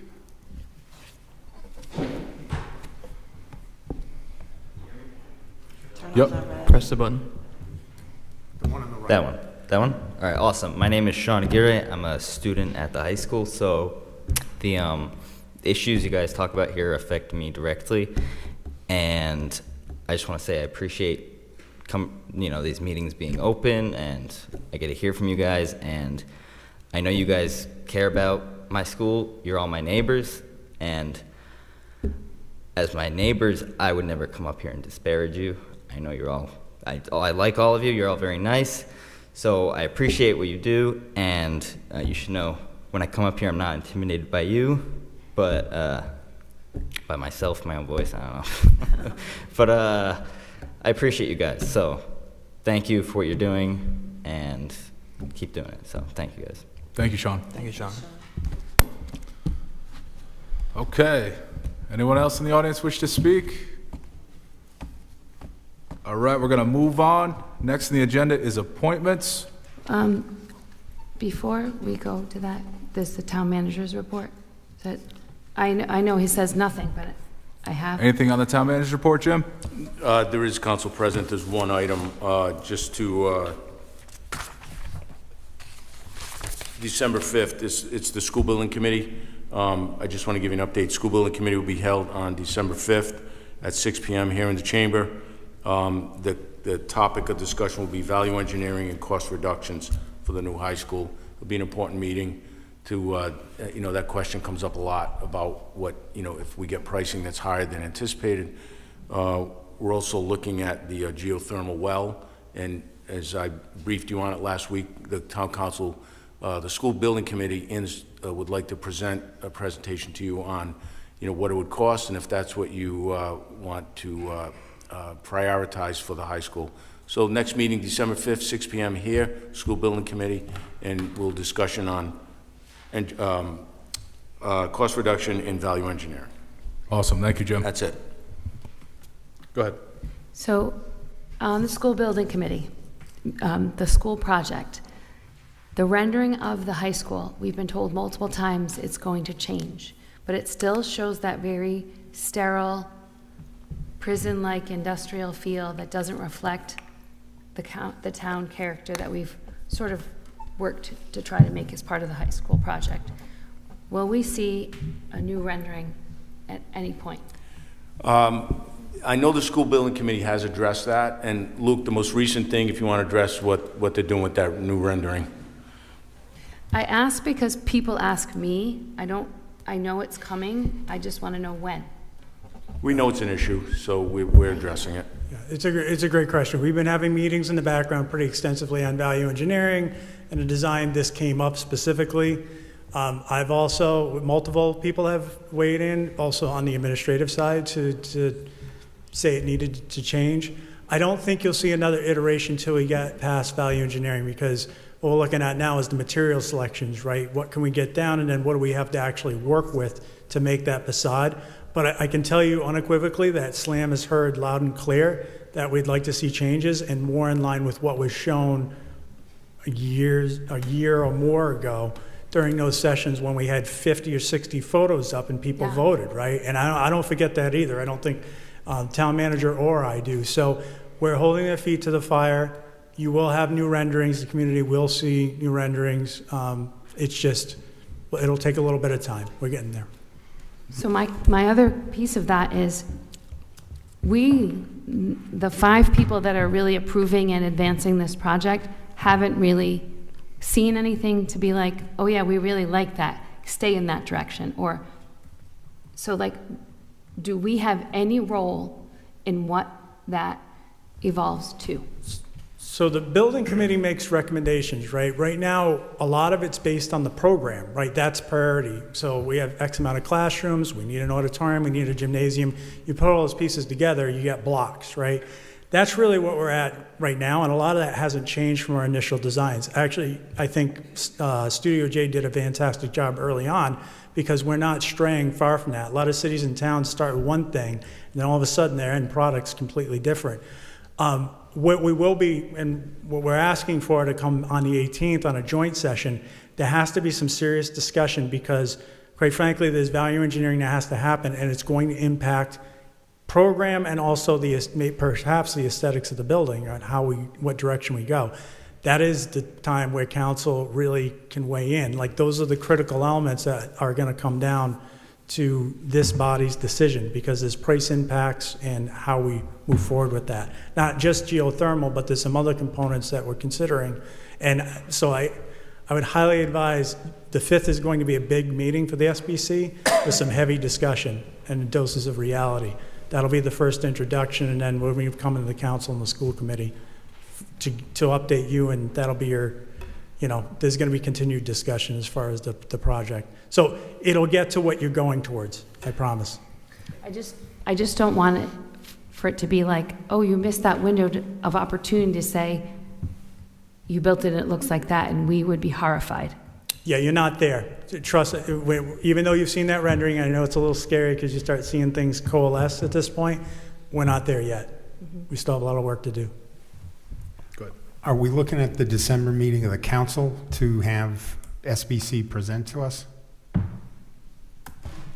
On December 18th, I don't believe we're going to have the SBC present that night, correct? Well, we would. It would be the team, right? The design team would present out what the core issues are of question.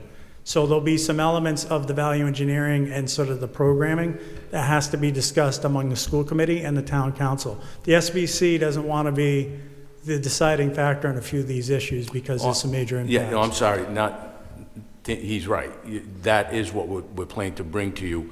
But I'm saying that meeting has multi-reasons why we're having it. It's the first joint budget meeting that we're having. Yeah. There possibly could be some town council agenda items on that meeting. And yes, I don't know why that went over my head. School building committees wants to talk to you about geothermal and other items that some of the value engineering that he spoke about. Part of the reason I wanted to ask the question is because I know the geothermal, if we go that direction, it's going to be a significant upfront expense. And part of my questioning, if we're doing this on December 18th, is going to be how the costs begin to accumulate and how we're paying for it. And frankly, I hope Brian's going to be a co-star of the show with information about when does the financing kick in, how are we doing it, and any update you can give us. And I completely understand how in flux things are right now, but interest rates too, in terms of going out for bonds. That's why I can't emphasize enough. That meeting is going to be important to see where we're at, how much we're at, and where the cuts are going to come. Thank you. Thanks for that. All right. I have Thank you, something Jim. else. Go ahead. So don't go anywhere, Luke. It's always about something you're working on too. Where are we at with the reuse of the school properties? What's the next thing in terms of where we're going with Wakefield, the Watson Home, and South Road School?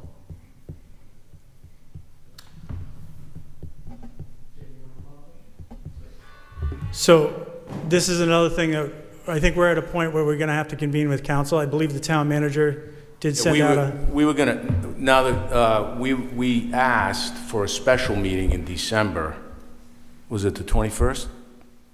Yes, originally. Yeah.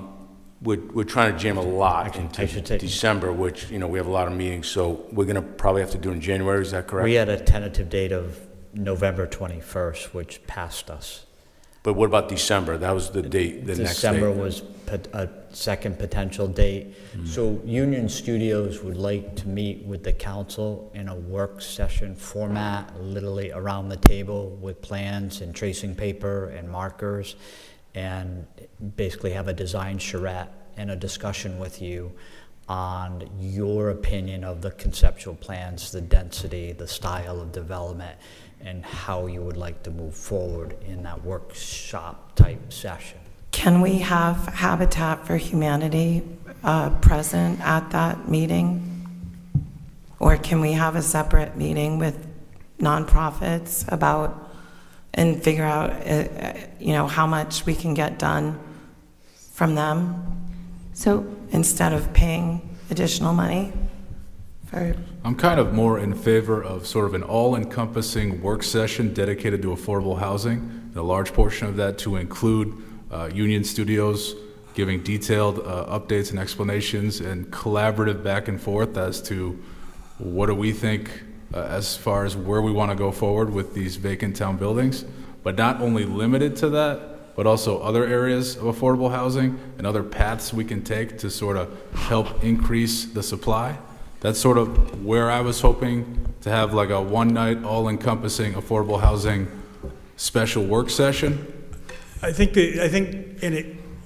we can do whatever the council would like, right? But from where we're coming from is, under this current contract, right, we have plans.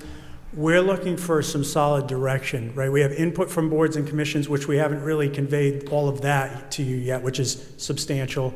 And then having more of a work style charrette, what we're hoping to get out of it is, where are we going with a few of these sites? Like, what does the council want to do in general based on what we've seen? And so I'm afraid that if we dilute it too much into the broader discussion, we won't come out of it with decision making. And that's really what we're trying to do, because at some point we've got to decide, are we going to work with someone like Habitat, or are we going to put it out to RFP? What do these sites look like? What do you want to pursue first versus last? Those types of questions are going to come up. What is a charrette? Can you walk me through that? It's a work session. Okay. It's where you actively are working on plans. You get to put the trace out and start. The designer will be there. Kind of, if you look at Old Tower Hill Road, that sort of style where you could go over to the school and actually interactively meet with the designer. That's sort of what we're talking about, as opposed to sitting up there and kind of, presenting and just getting feedback. You're actually part of the engagement of the whole process. You've participated in many of them. You probably just don't know that it was labeled that. Remember when you have like lots of stickies and you evaluate and make choices and you give input? I would prefer to have a more formal work session where they show up here, and it can be dedicated to potential reuse of the vacant town buildings. But I'd like it to be here, presentations from them, lots of collaboration back and forth, and sort of work through what we think, where we should go, as opposed to something different than that. I just think that we've proven, we've been productive in those settings. I'd like to see us do that again. May I? Go ahead. Only because I feel like I opened the door to this project, this topic tonight. So I do think we do need to have Union Studios share what they did. I recommend, at the very least, you watch the summary of the 3 meetings, because they give you, I don't know when that was, October 21st, maybe? About mid-October. Yeah. I think your second meeting, October. It was really helpful, Rory, because they presented each site. They presented a low and a higher density option, and there was a lot of conversation in that, and it was worthwhile to attend. So if you hadn't done that, you could see all the options. And then I think they are looking for direction for like where we want to go, because some of the boards and commission have now going to recommend that no housing at some of the sites, which is an interesting wrinkle, right? When we hear about housing, and then you hear a board say, maybe not housing, right? And you know that they're circulating petitions about not having the housing. So I do think we need Union Studios. We also need a work session where the public is able to participate and give feedback, because we haven't had them invited to respond to the presentations as much. So yeah, as we laid out the scope from a contractual standpoint, Union Studios was obligated to have a number of meetings, and a number of those meetings already occurred. There was the public meeting at South Road, public meeting for Oliver Watson, public meeting for Wakefield. Then they had a boards and commissions meeting. The next phase of that kind of scope is to meet with the council. Yep. They are preferring or advising us that instead of them standing at a podium pointing to screens, that it would be more productive from their point of view if you sat around the table, and if Patty Alley said, I don't like that building here, she could grab a marker and cross out a building. And she could say, I would prefer it over here, or have you thought about this? And it's an interactive where you actually get to engage the architect and understand conceptually why they design things a certain way, and you get to tell them whether you like it or don't like it. From that, they can refine a concept. They owe us an additional refinement of their conceptuals that they've already prepared, but they're looking for council guidance on the refinement of that. From there, I'm agreeing with you that there's probably another step to further engage the community on the refined concepts. And during the refinement of those concepts, the council may decide, continue with all 3, continue with 2, continue with 1, but Union Studios is advising us as your staff that this productive interactive meeting with you versus what they did They stood at the podium, everybody spoke, they listened to comments, but they didn't sit down and have an interactive design session. Charrette is a fancy French term for sitting at a table and interacting with the designer. Mercy. So we need to meet with Union Studios and give them guidance. For example, like one of the things, I can only speak because I went to the summary meeting. And so the feedback from Rich Youngkin was Wakefield School looked like this, and you could build a multi-story apartment building, right, Patty? You were with me, right? So we're like, huh, that's interesting, because that's not what they designed. They had lots of little houses, right? So we need to give them input, so then for them to then say, these are the renderings, and then, as I understand it, we would then say, this parcel can go to Habitat to do these types of things. Correct? So I think an interesting thing of utilizing Union Studio's skill set, they have worked with nonprofits, they've worked in design projects that Women's Development Corp have built.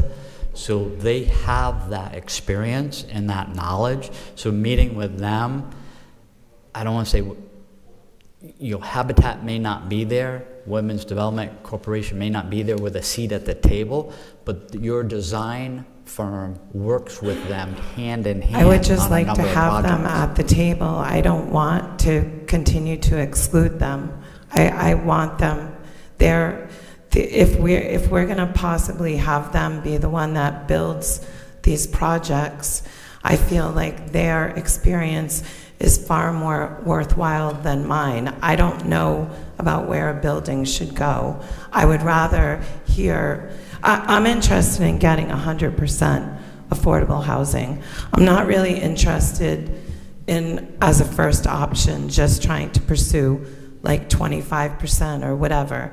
I want to get 100%, and I think we need to have Habitat at the table for this meeting. So I don't disagree. I just think the role at the meeting, they can come to the meeting, but they should participate like any other person at the public, right? They will know about that meeting. Everyone in the public can come to the work session and give information. But really, we were elected, the 5 of us, to make policy and shape what that becomes, right? We're going to decide this is going to be 5 or 10 years, like they said, could be much longer down the road. We may not be here. So we need to decide where we want to go. Do we want little single-family homes? Do we want multi-family apartments? Do we want a combination? What do we want in Wakefield? What are we doing at the Watson home? We've all talked at all different meetings about all the different things, but we need to start to solidify, go in this direction. And then what Luke is saying, what are we going to do first? Are we going to do Wakefield School? Are we going to do South Road? Are we going to do so it doesn't matter if Habitat's there if they're not going to join in at that juncture. So I just don't want to spend any more money on something that we could get for free. But we paid for this part. Jamie's telling me. We got one more session, right? Yeah, so just to back up, listen, this doesn't have to be decided tonight. We got some, Jamie's absolutely right. The designer had a recommended strategy here, right? I think clearly this is a decision by council. Maybe it's not tonight. It's under a town manager report. We can always come back. We're not going to have this meeting till January. We know that. We're on too busy of a schedule. So if I may recommend, maybe coming back on like the 9th and having a topic on this, on what you want that to look like. And we can and maybe we can even have the designer, be here to inform you on like maybe what would be best for the decision making. If you want Habitat there, listen, this is a council-driven process. We're here to serve. So whatever that looks like in your framework is fine. It clearly deserves a little bit more discussion probably than tonight. So, and I would also just add that it should be a work session on a night that we don't do any other stuff. Agreed. Right? So maybe, I'm fine. Well, I think Luke has a good suggestion. Let's put it on the manager's report for the 9th to further discuss a structure for that meeting, potentially have the designer here if he can be here, talk about potential strategies from his view as to how we can be most effective to find a way to move forward and go from there. Mr. President, can I just... It will be you're right, it's going to be a council-driven decision. I think the public meetings that we had about the 3 properties were also a data extraction exercise to figure out what exactly the public wants or doesn't want. And I think I would be very interested to know what they have to say about the data that they have gotten from these meetings and the public and comments that have been coming forward by folks in town. So that's great, but remember, many people are just realizing this is moving forward because there's multiple petitions. There's a petition for Wakefield and there's a petition for South Road already, and none of those people probably were showing up giving the data to Union Studios. I hear you loud and clear, Councilwoman Bergner. I just was at one of the meetings, and we had a pretty full house, and there was some really great feedback about affordable housing, what that is, and I just am interested, and I want to let you know, I would like to know what they have to say, and I think we're all ready to get to work on this. I think that's clear, so I just wanted to express that. I'm a data-driven guy. All right, I think we have consensus here. Anything else on the manager's report? All right. Thank you, Jim. Thank you, Luke, Jamie. It's going to move us to item 11 here, appointments.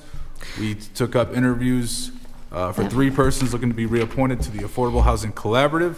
Make a resolution to reappoint Amy Crawford, Joshua Whiteport, and Megan Sparks to the Affordable Housing Collaborative. Second. All right, we got a motion and a second. Any discussion? All in favor? Aye. All right, that passes. It's going to bring us to the end here. But before we do, it's the last meeting before Thanksgiving. So I want to wish everyone who's watching tonight happy Thanksgiving. I hope you have a happy and healthy Thanksgiving with your loved ones and enjoy it. Eat some good food. Happy Thanksgiving. Do I hear a motion to adjourn? Motion to adjourn. Second. We got a motion, a second. Any discussion? All in favor? Aye.